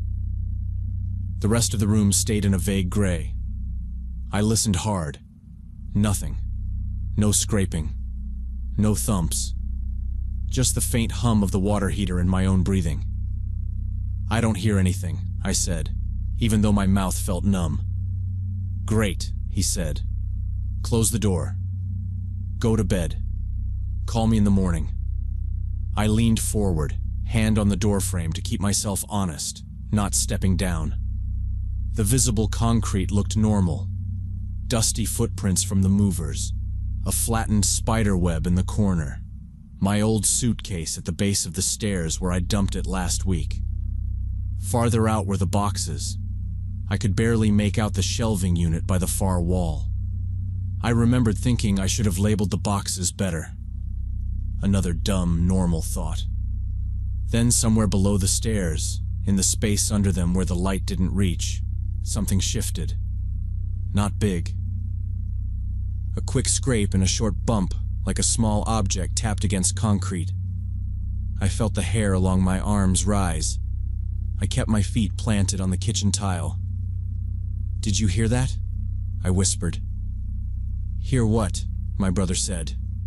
"You're freaking yourself out." A slow drag answered me, closer than before, as if whatever was moving had adjusted and was now pressed to the inside of the stairwell. I could picture the geometry, the hollow under the steps where I never looked because it was tight and pointless, the narrow triangle of darkness where a person could crouch if they really tried. I swallowed hard and didn't move. "That," I said. "What?" "I don't hear." The sound came again, louder this time and almost right beneath my knees, coming from the area under the stairs. I don't know what came over me, but I shouted into the darkness, demanding to know who was down there. My voice bounced off the concrete and came back thin. Then nothing. No scrape. No shuffle. I was about to close the door when it hit. One hard metallic bang, like someone smacked a pipe. It was deliberate. A response. My brother heard it through the phone and finally believed me. "I'm coming." "Get out," he said. I stared into the shadows and couldn't move. I heard his car start through the phone. The basement stayed quiet like something was waiting. I backed away, locked the door, and went out to the front porch. He kept me talking while he drove. I watched the street, not the side yard. Every noise made me flinch. My hands shook, so I set the phone on the step and used speaker. He said he was close. The house looked normal, which made me feel dumb, until I pictured the hollow under the stairs. Headlights turned the corner and he pulled in fast. He touched my shoulder, then reached for the knob. I begged him not to go down. He nodded. "Okay," he said. "We call it in." We called the non-emergency line and tried to explain without sounding ridiculous. I told the dispatcher there might be someone inside. She said to stay out and wait. An officer arrived, took our names, and asked basic questions. "Anyone else have keys? Number." Anything missing? Not that I'd noticed. He went in first, saw the table against the basement door, and nodded. He opened the door, listened, and went down with his flashlight. We stayed in the kitchen. I watched the beam move around below. He called out police twice and got no answer. After a few minutes, he came back up. "No one down there," he said. "No signs of entry." My brother asked about an exterior door. I'd forgotten the cellar doors because I never used them. We walked out and he tested the hinge. The padlock was mostly rust. He pushed, and the door gave an inch. He swore and said he'd file a report. "Get a locksmith first thing," he added, and he'd request extra drive-bys. He checked the yard and the tiny basement window, then left. My brother stayed the rest of the night. We slid the kitchen table against the basement door and added a chair. Neither of us slept. At sunrise, I called a locksmith. He replaced the deadbolts and fixed the cellar doors with proper hardware and an interior hasp. He showed me how to check it and told me to keep it locked. I nodded. My brother left after lunch, but made me promise to call if I heard anything again. I said I would. We never got an answer about the sounds or why someone would be under my kitchen at 2 in the morning. I still live in the house because selling in a panic felt wrong, and I couldn't afford to start over again anyway. I don't go down there anymore unless I have help, and even then I keep it quick and talk the whole time so nothing can surprise me. Sometimes my brother sleeps on the couch when I'm coming off a rough shift. He jokes, but he parks where he can see the side door. I act like I don't notice. Most nights the place is quiet, and I remind myself I'm fine. Sometimes I keep a radio on, but sometimes late at night I hear the scraping start up again.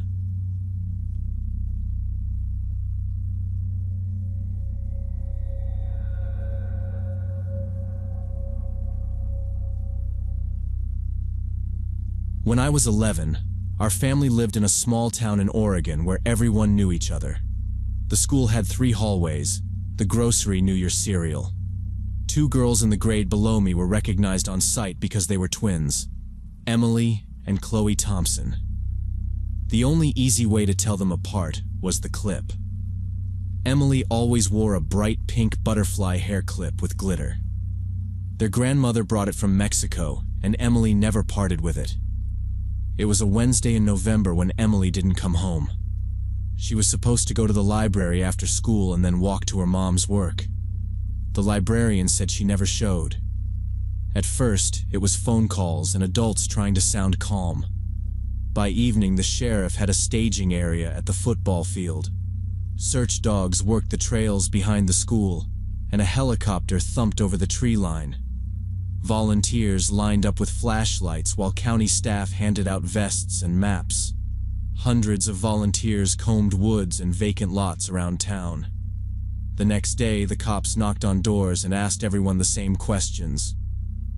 Teachers and bus drivers. Which route does she usually take? Did anyone approach her? Did you notice a car idling? We had an assembly where the principal said "vigilant" 5 times and told us not to walk alone anywhere. They sent home a flyer with Emily's picture and a hotline number. They searched for months and found nothing. They checked registered offenders in the county, pulled the little security footage that existed, and sat with neighbors late into the night. Emily's parents did interviews. Her dad's voice got thinner every week, and her mom kept both hands on Chloe's shoulders like she could hold her in place. By January, Chloe stopped talking at school. The counselor called it trauma and told our class to be kind. By spring, the posters looked tired. Rain faded the ink and curled the edges. People still said the case was open, but the town adjusted like a sprained ankle. You limp and keep going. Parents got strict. We traveled in pairs. If you were late, your phone lit up. My life went on, but I kept seeing that clip in my head whenever I passed the library or the drainage path behind the school. 7 years later, I was 18, and working a summer job on my Uncle Mark's construction crew. That August, the company got a contract to demolish an old motel on the edge of town. The owner had gone bankrupt, and a developer finally bought it for teardown.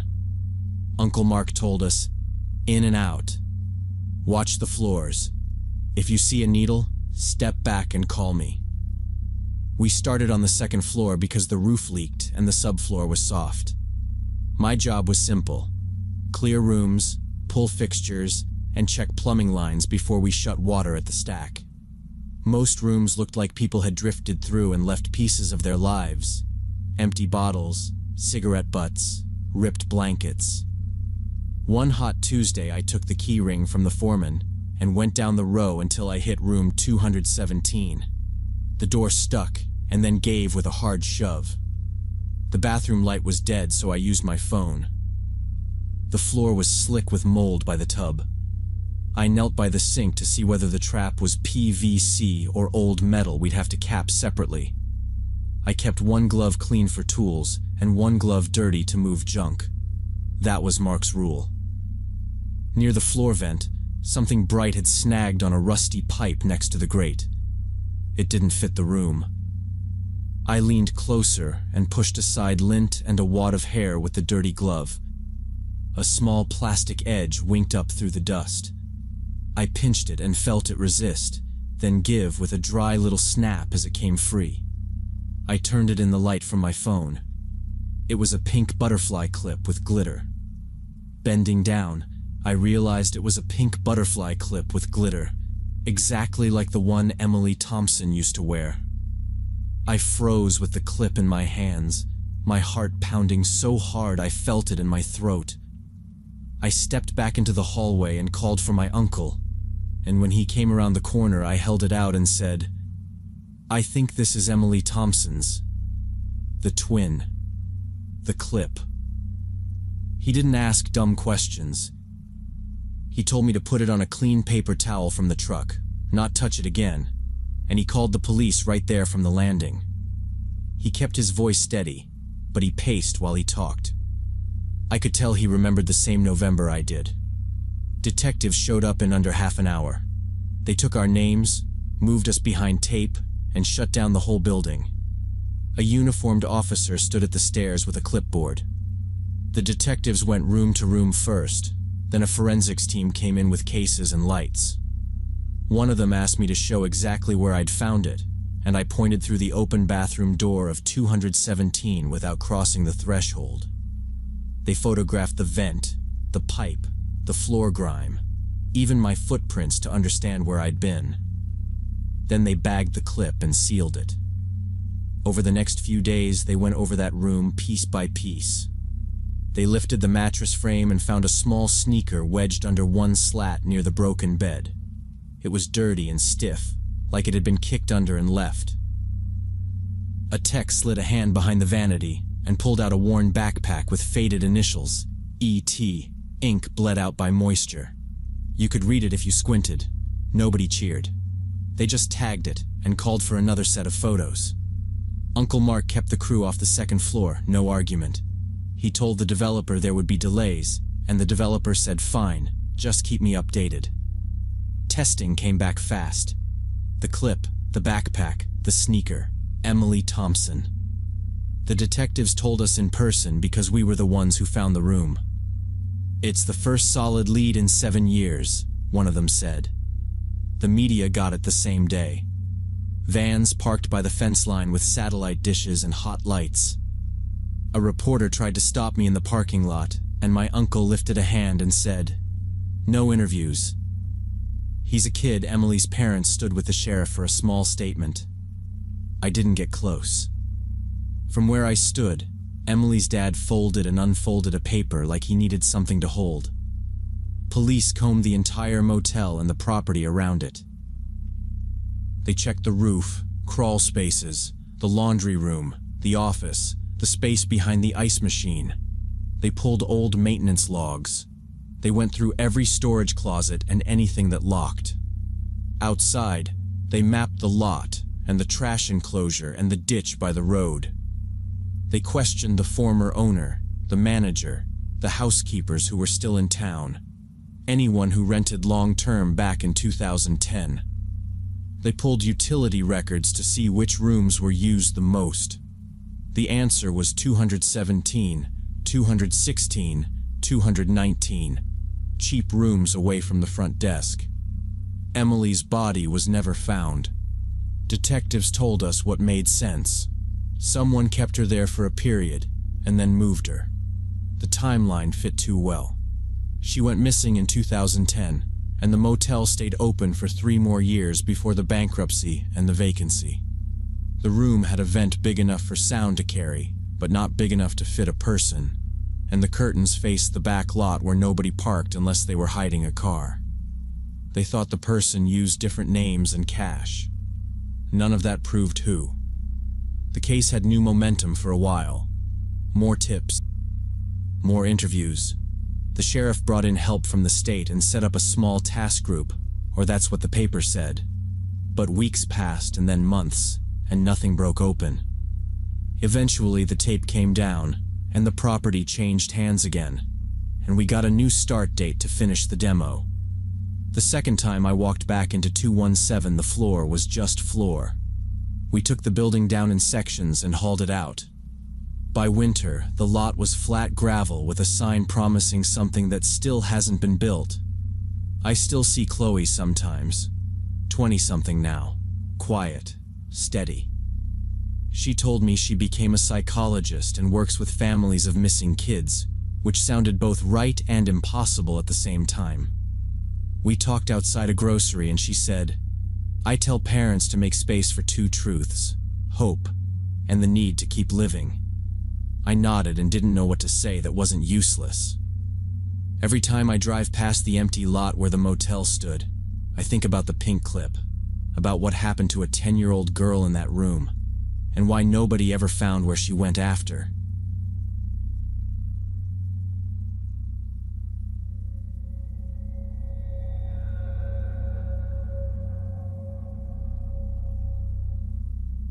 I was 19 and thought Tyler was the love of my life, though now I understand I was just a naive girl with low self-esteem. We met in high school. I wasn't popular, and he was one of those guys who always found a way around the rules and seemed interesting. Tyler had an addiction, but not to drugs. He played poker, made sports bets, lost money in underground casinos, and it ate up everything we had. I dropped out of college after first semester and got a job bartending at a bar on the outskirts, worked evenings and nights, brought home tips and wages, and Tyler would blow it all in a weekend at some gambling dens where his older buddies took him. We rented a cheap apartment. His parents refused to help him. Mine didn't want to talk to me after I moved out from them, and I felt trapped but didn't know how to get out. I started keeping a notebook of bills because the numbers kept slipping in my head.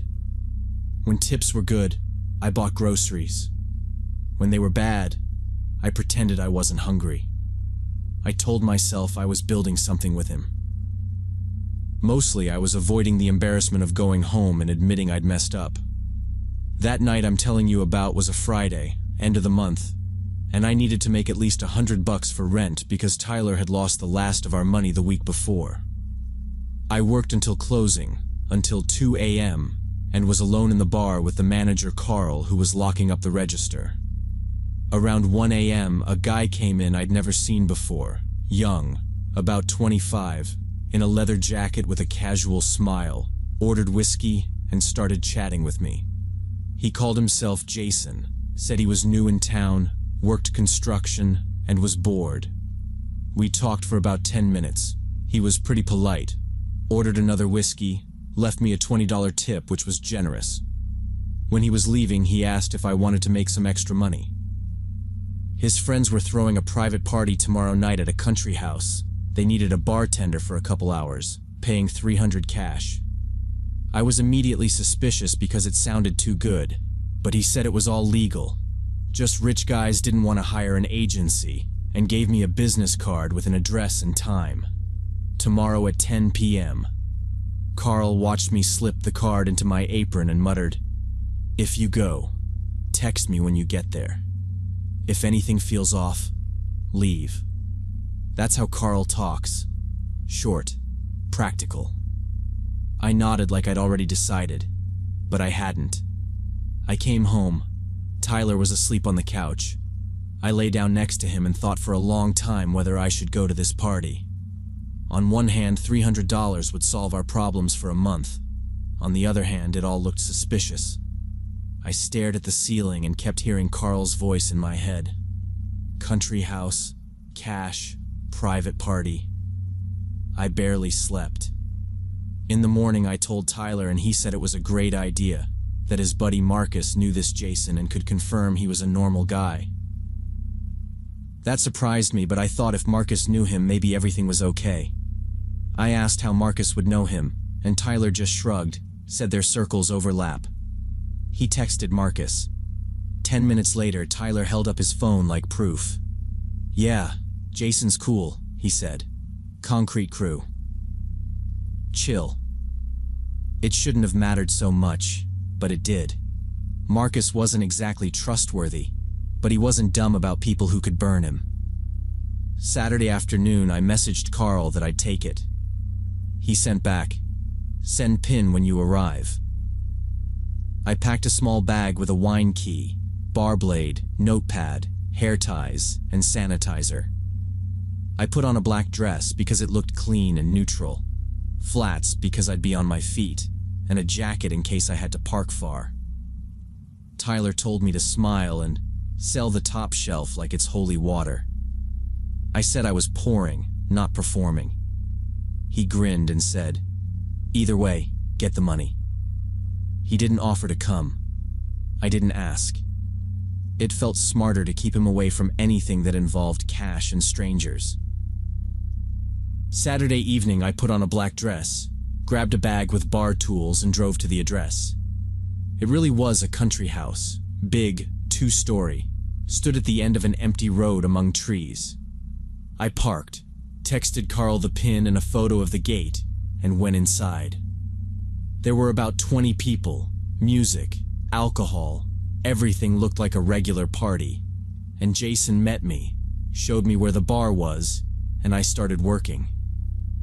About an hour later, when I was pouring cocktails, one of the guests came up to me, older than the others, about 35, and said he wanted to make a special order. Poker tournament on the second floor, needed to bring them drinks and snacks. I agreed, grabbed a tray and went upstairs.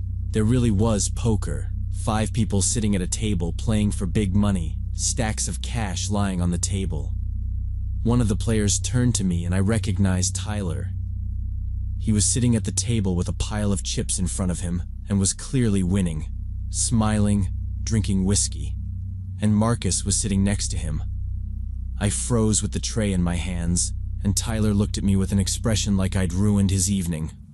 "Seriously?" he said, like I'd crashed a date. I put the drinks on the table and walked out, went downstairs, grabbed my bag and headed for the exit. But Jason stopped me and asked where I was going. "Home," I said. "I'm done." He put his hand on the door frame but didn't touch me. "We agreed on a night rate," he said. I told him he hadn't said anything about a poker game, hadn't said my boyfriend would be upstairs. He shrugged and said, "It's a party. People play cards." Then he tried the carrot. "Do 2 rounds up there and I'll make sure you get the full 300. I said no. "Pay me for the hour and I'll go." He stared, recalculating. "That's not how this works. You were hired for the night. I was hired to pour, not to subsidize him," I said, and put the tray on the bar so he could see I wasn't taking anything. He told me to return his float. I opened the drawer, counted the bills I'd used for change, slid them over and said, "I'm not stealing from you." He shifted his weight to block me. "If you walk, you get nothing." "Keep it," I said. He held my eyes, then stepped aside. Someone yelled for beers. I didn't stop. Outside, 2 guys were smoking and watched me pass like they were waiting to see if I'd turn around. I got in my car, locked the doors, texted Carl that I was leaving, and pulled away. Half a mile down the road, Tyler texted, "Where'd you go?" "I'm up." Then, "Don't be dramatic." I flipped the phone face down and drove. I said I was leaving because I realized it was a trap. They brought me here so Tyler could play, and I'd earn money he'd immediately lose. Jason tried to hold me back, said I hadn't worked off my 300 yet, but I just walked out, got in my car, and drove away. When I got home, I packed my things while Tyler wasn't there and left to stay with a friend. The next day, I came back for the rest of my stuff when Tyler was at work and never saw him again. I found out later that night he lost everything he'd won and still owed Marcus several thousand. That party was my wake-up call.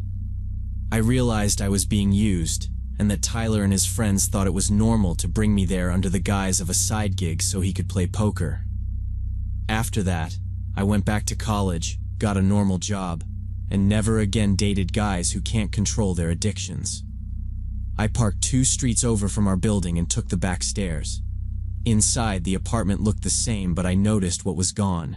His duffel, the watch he liked to flash when he was winning, the jar of change. I pulled a bag from the closet and packed clothes, IDs, the notebook with bills, my tip stash, and the old laptop. I left anything that would start a fight later. Leah opened her door in pajama pants, moved a pile of laundry off the couch, and said, "You can stay." I asked to hide my car behind her building. She handed me a spare fob and didn't push for details. I slept badly, but I didn't go back. The next morning I returned when I knew Tyler would be at work. I boxed the rest, wiped the counters, left the keys on the hook. My hands were steady until the lock clicked. Then they shook. A mutual told me Marcus had fronted Tyler the buy-in and wanted it back with extra. Tyler tried to double up after I left and lost it hand by hand. I blocked his number after 3 texts. "Where are you? Come back. Need a ride." Carl gave me more shifts. I registered for classes again. It wasn't easy, but it was simple, and simple was enough.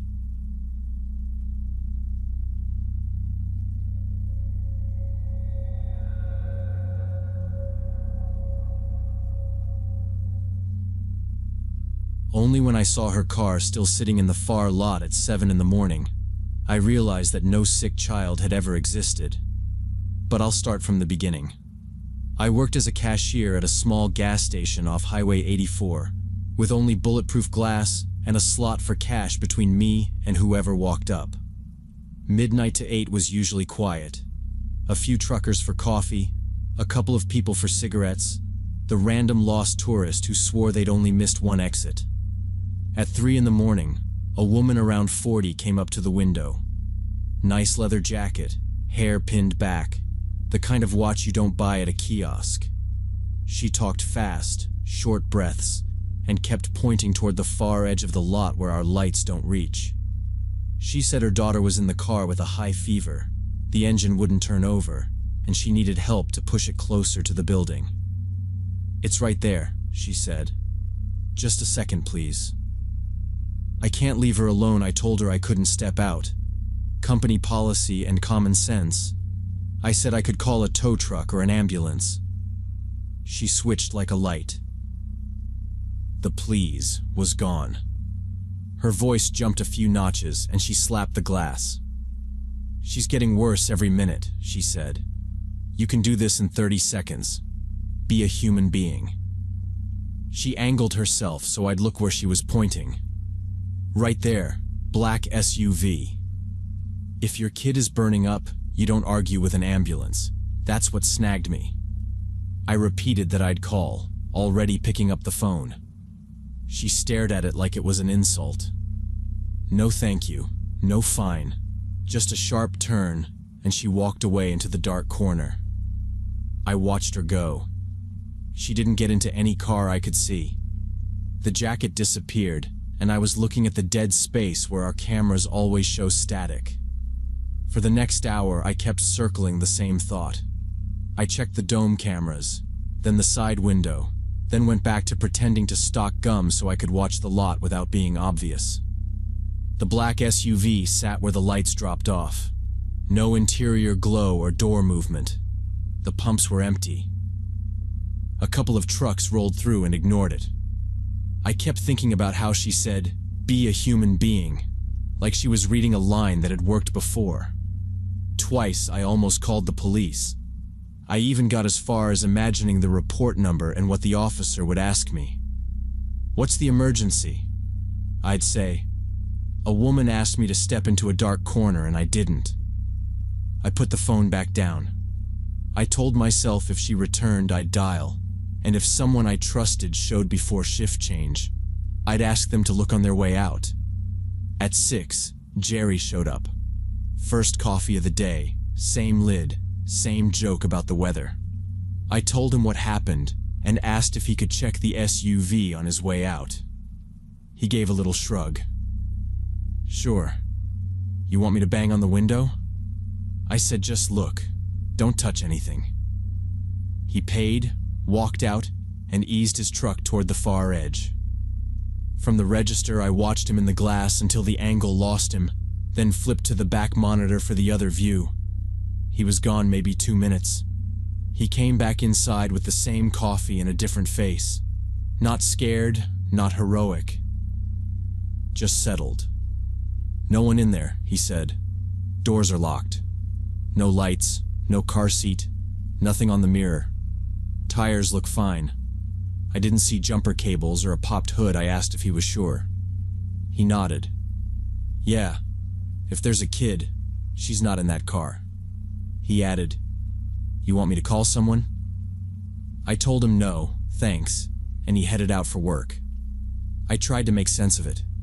Maybe someone picked her up, maybe I misunderstood, maybe I'm paranoid. I stared at the phone and kept watching the corner. When the morning shift came in at 8, I told my coworker Mark what happened. He didn't laugh or roll his eyes. He just said, "Okay, let's look," and grabbed the manager key for the back office. We pulled up the cameras for the night. On the screen, she arrived alone around 2:30, parked in the dead zone between the poles, and sat there for maybe a minute before walking up to my window. We clicked forward. After I turned her down, she went back to the SUV, opened the driver door, and just sat there facing the store. No one got in or out. No kid. No movement in the back seat. Nothing shifting around. We scrubbed through the timeline. Every time a car pulled in for gas, she stayed still. It was like she wasn't waiting for a jump or a tow. She was watching the building. Mark wrote down the plate number and called it in. He gave a short version to the dispatcher and looked at me while he talked, like he was checking my reaction. I didn't add anything. There wasn't anything to add. When he hung up, he told me, "They'll send a unit by. You should clock out. If they want a statement, they'll call." He wasn't being dismissive. That's just how he is. Steps 1, 2, 3. He told me to go home and sleep. I packed up slow, 'cause leaving felt like turning my back on something I should keep an eye on. At 8:30, I pulled my car around the side to exit. The black SUV was still there in the same spot. No tow, no officer, no woman. I paused at the edge of the lot with my blinker on and stared at it, trying to decide if I should stop. I didn't. I drove to the light and went home because that's what my boss would have told me to do, and because I was already over my shift. 2 days later, I got a call to come in early to meet an officer. The SUV had been found abandoned in the same lot, like it had been glued to that corner. The police ran the plate. The registered owner was a woman from a town about 50 miles away. She'd reported the car stolen 3 weeks before my shift.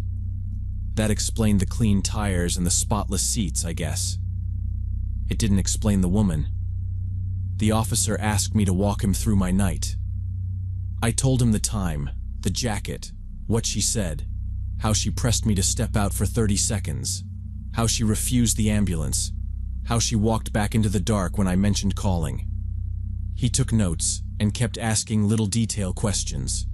Which hand she used to point, whether I saw keys, if she had a bag, if there was anything on the dash. I told him if there had been a car seat, I would have noticed. We went into the office and he watched the footage with Mark again. The cameras never caught her leaving the property. No footsteps, no door opening elsewhere, no car picking her up.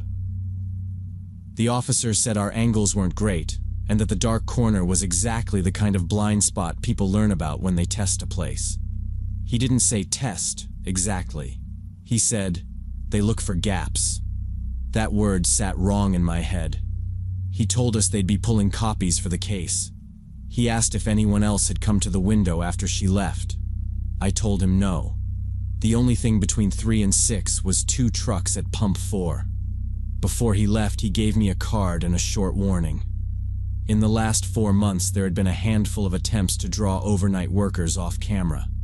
Fast food places, a motel, another gas station off a different exit. Always late, always a sick child or a broken car, always just far enough from the door that the cameras saw nothing helpful. He said several people described a middle-aged woman in expensive clothes as the one who started the conversation. In a couple of those other reports, there were signs someone else was waiting farther out. He didn't try to scare me. He just said, call first. Don't open the door. If they need an ambulance, they won't argue. I think about that every time I start a shift now. I think about the tone she used when she said, be a human being, like I'd already failed some test, and how she sat there staring at the windows for hours while I stocked gum and watched the monitors and pretended it was nothing. The SUV had no child seat and no child, and there I was trying to rationalize a fever that didn't exist. I keep picturing myself stepping outside for those 30 seconds, crossing that black strip of lot where the light doesn't hit, trying to show I'm helpful. I don't get far in that picture. I always stop at the door.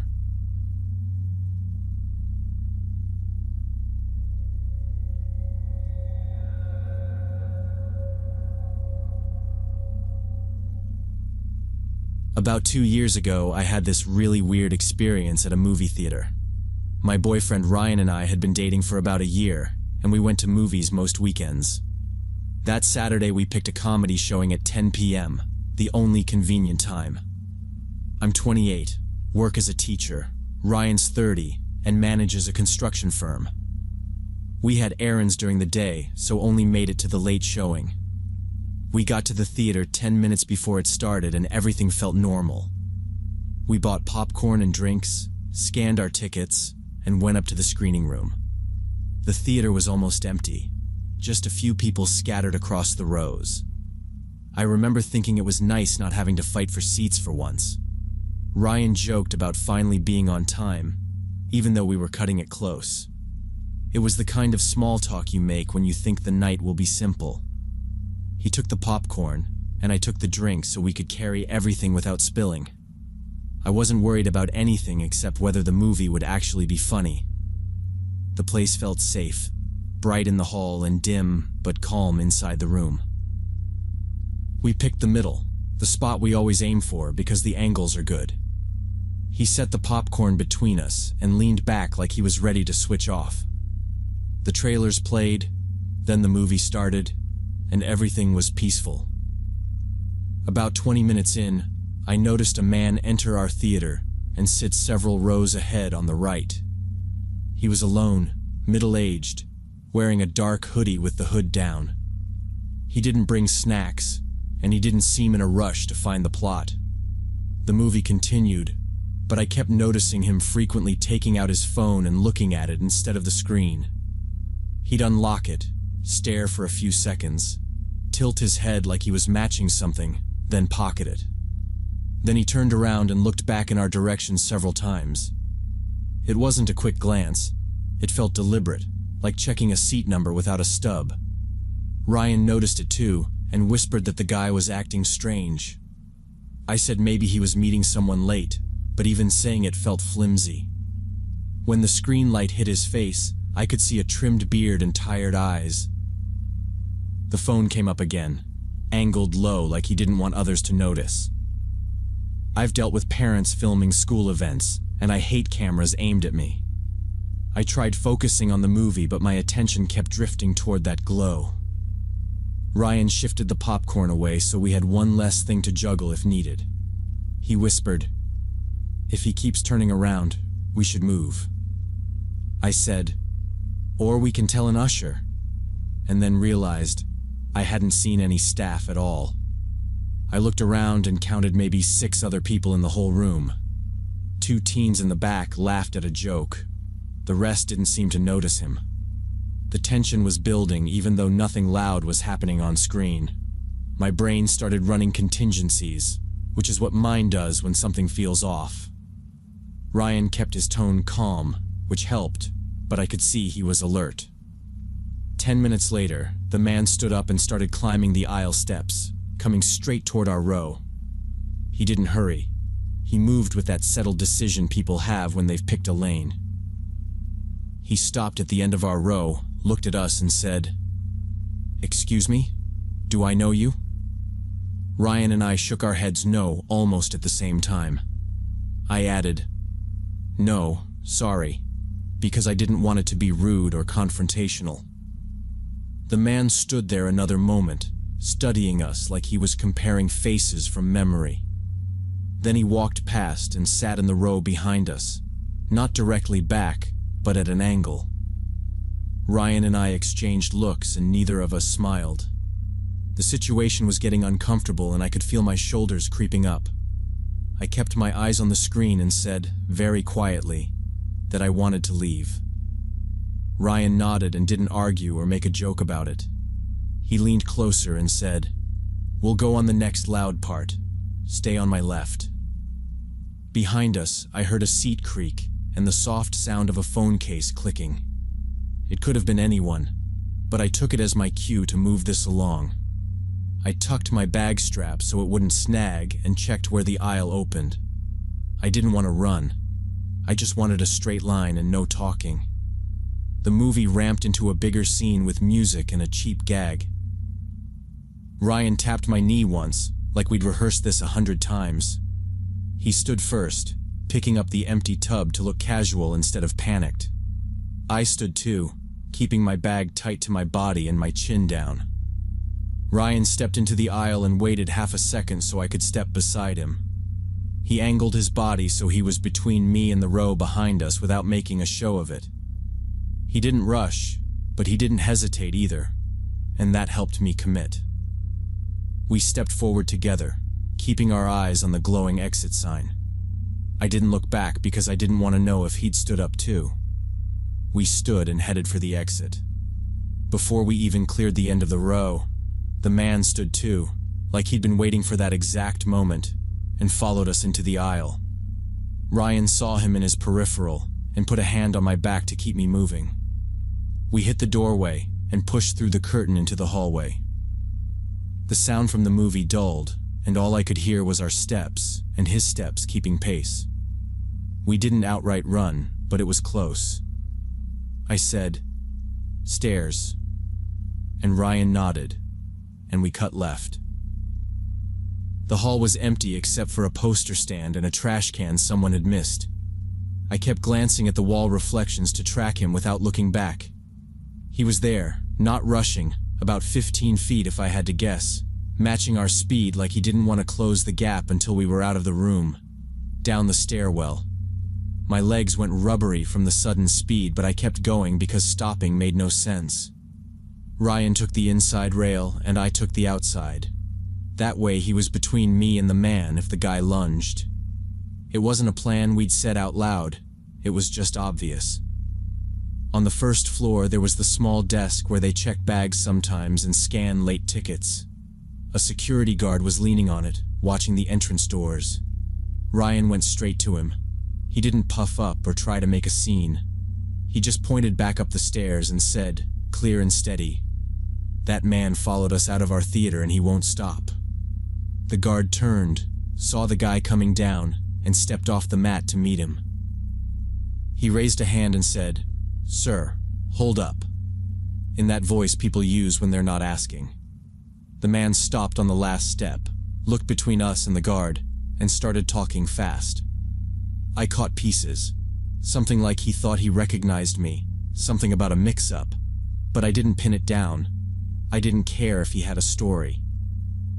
Ryan angled his body so I had a straight shot to the lobby doors, and he told me, under his breath, "Go." I hesitated 1 second because leaving felt rude.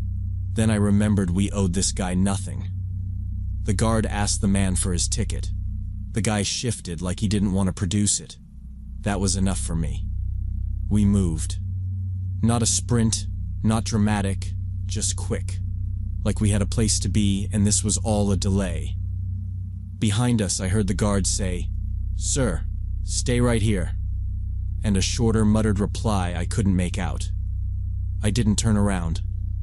I kept my eyes on the glass doors and pushed the bar with my shoulder because my hands were shaking more than I wanted Ryan to see. We left through the doors and didn't stop until we were in the parking lot lights.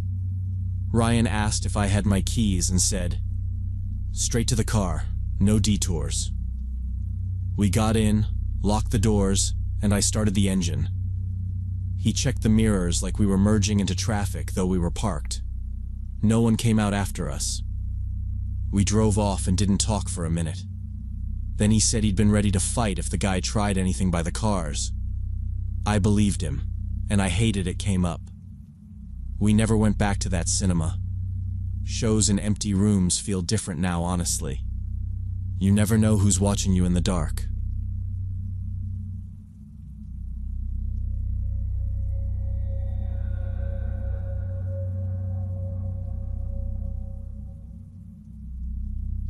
The security footage timestamp read 3:47 a.m. when I saw him for the first time on my laptop screen, calmly eating my sandwich in the communal kitchen like he owned the place.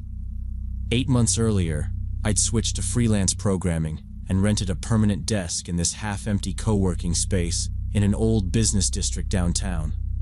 The building had 3 floors of open workspace, meeting rooms, a kitchen, and showers for people who worked late. During the day, a few startups operated there, but after 7 p.m., I was usually alone except for Marcus, the security guard who left at midnight.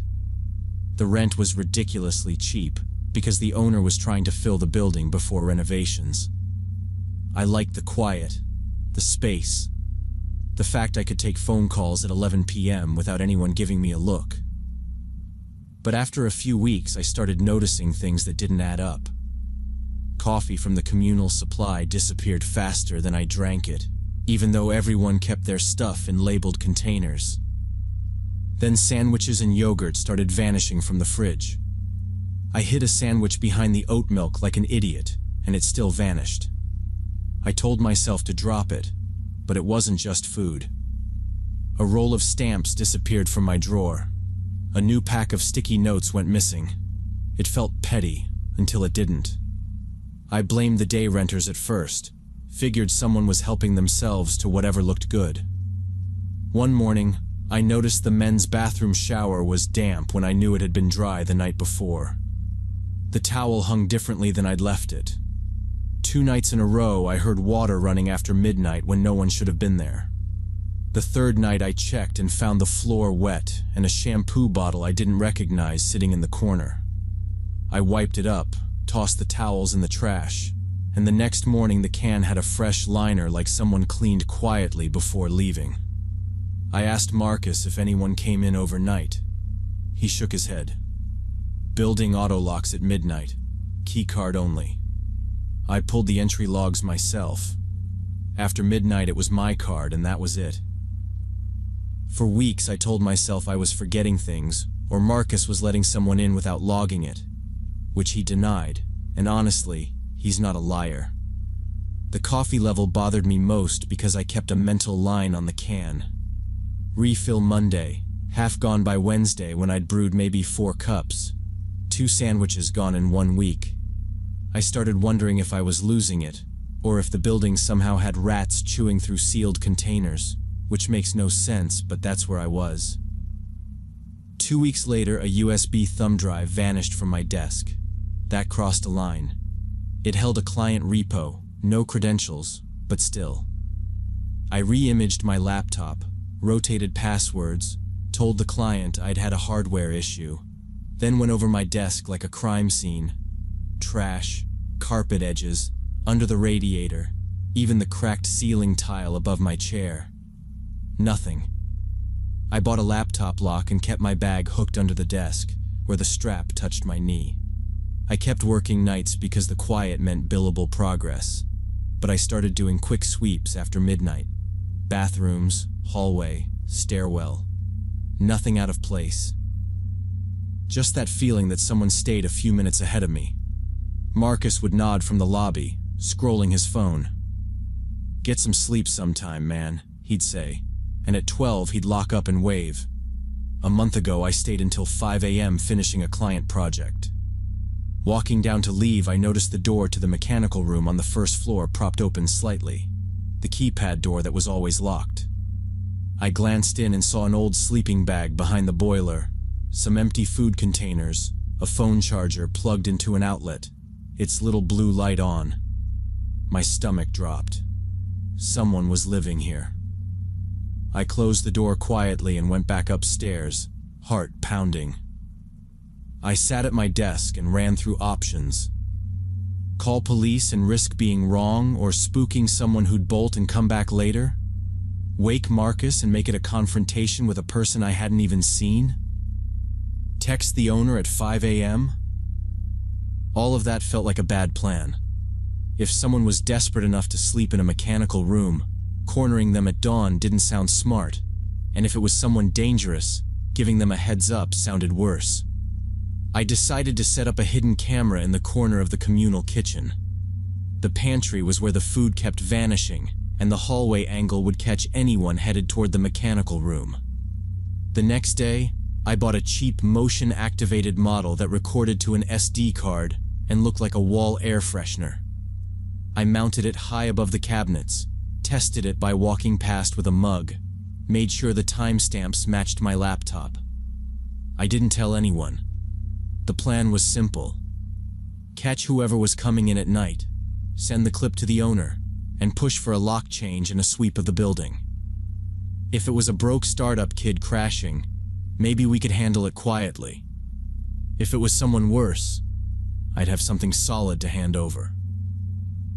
3 days passed with nothing, and I almost convinced myself I'd imagined the sleeping bag. I kept checking the SD card and seeing empty frames, lights off, the glowing exit sign, a flicker when the AC kicked on. I started to believe it was Marcus napping between shifts, or a maintenance guy who forgot the keypad code months ago. I almost pulled the camera down.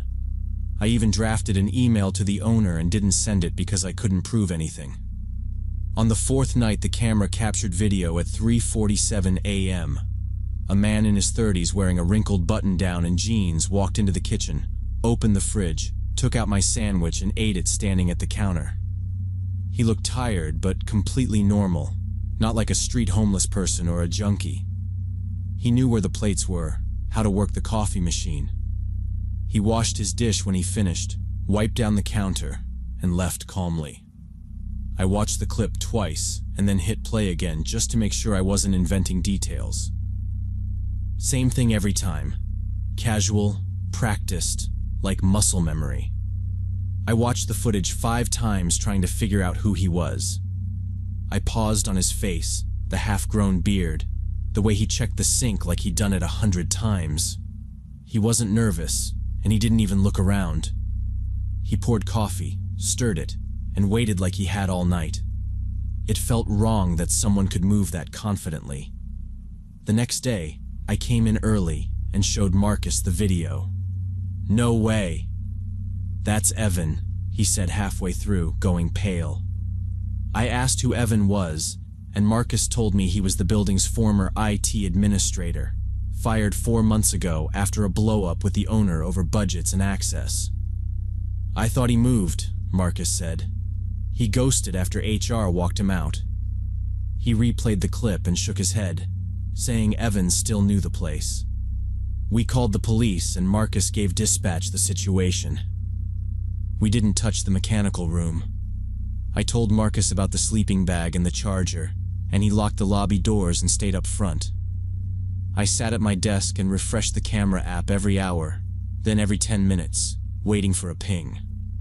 I kept thinking about him moving around while I typed, eating my food like we were co-workers. Police showed up 40 minutes later and went straight to the basement with Marcus. I followed to the stairs and stopped there because I didn't want to be in the way. One officer radioed, then waved us down. In the mechanical room they found a full setup: a mattress on a pallet, a laptop on a milk crate, clean clothes and bags, a small electric kettle, and a box of tea. A power strip sat behind the boiler with cords and labels. It looked like a workstation, not a camp. One officer asked if anything else was missing besides food. I told him about the USB drive and some office supplies. He wrote it down and pointed at a badge lanyard on a hook. He kept a copy of his electronic key, he said, and he knows the access pads. Marcus explained Evan designed the building's security setup when the place opened. Marcus said Evan set up the building's security. He came in after Marcus left at midnight, used the corporate Wi-Fi, showered, ate whatever was around, worked on his laptop, and slept before dawn.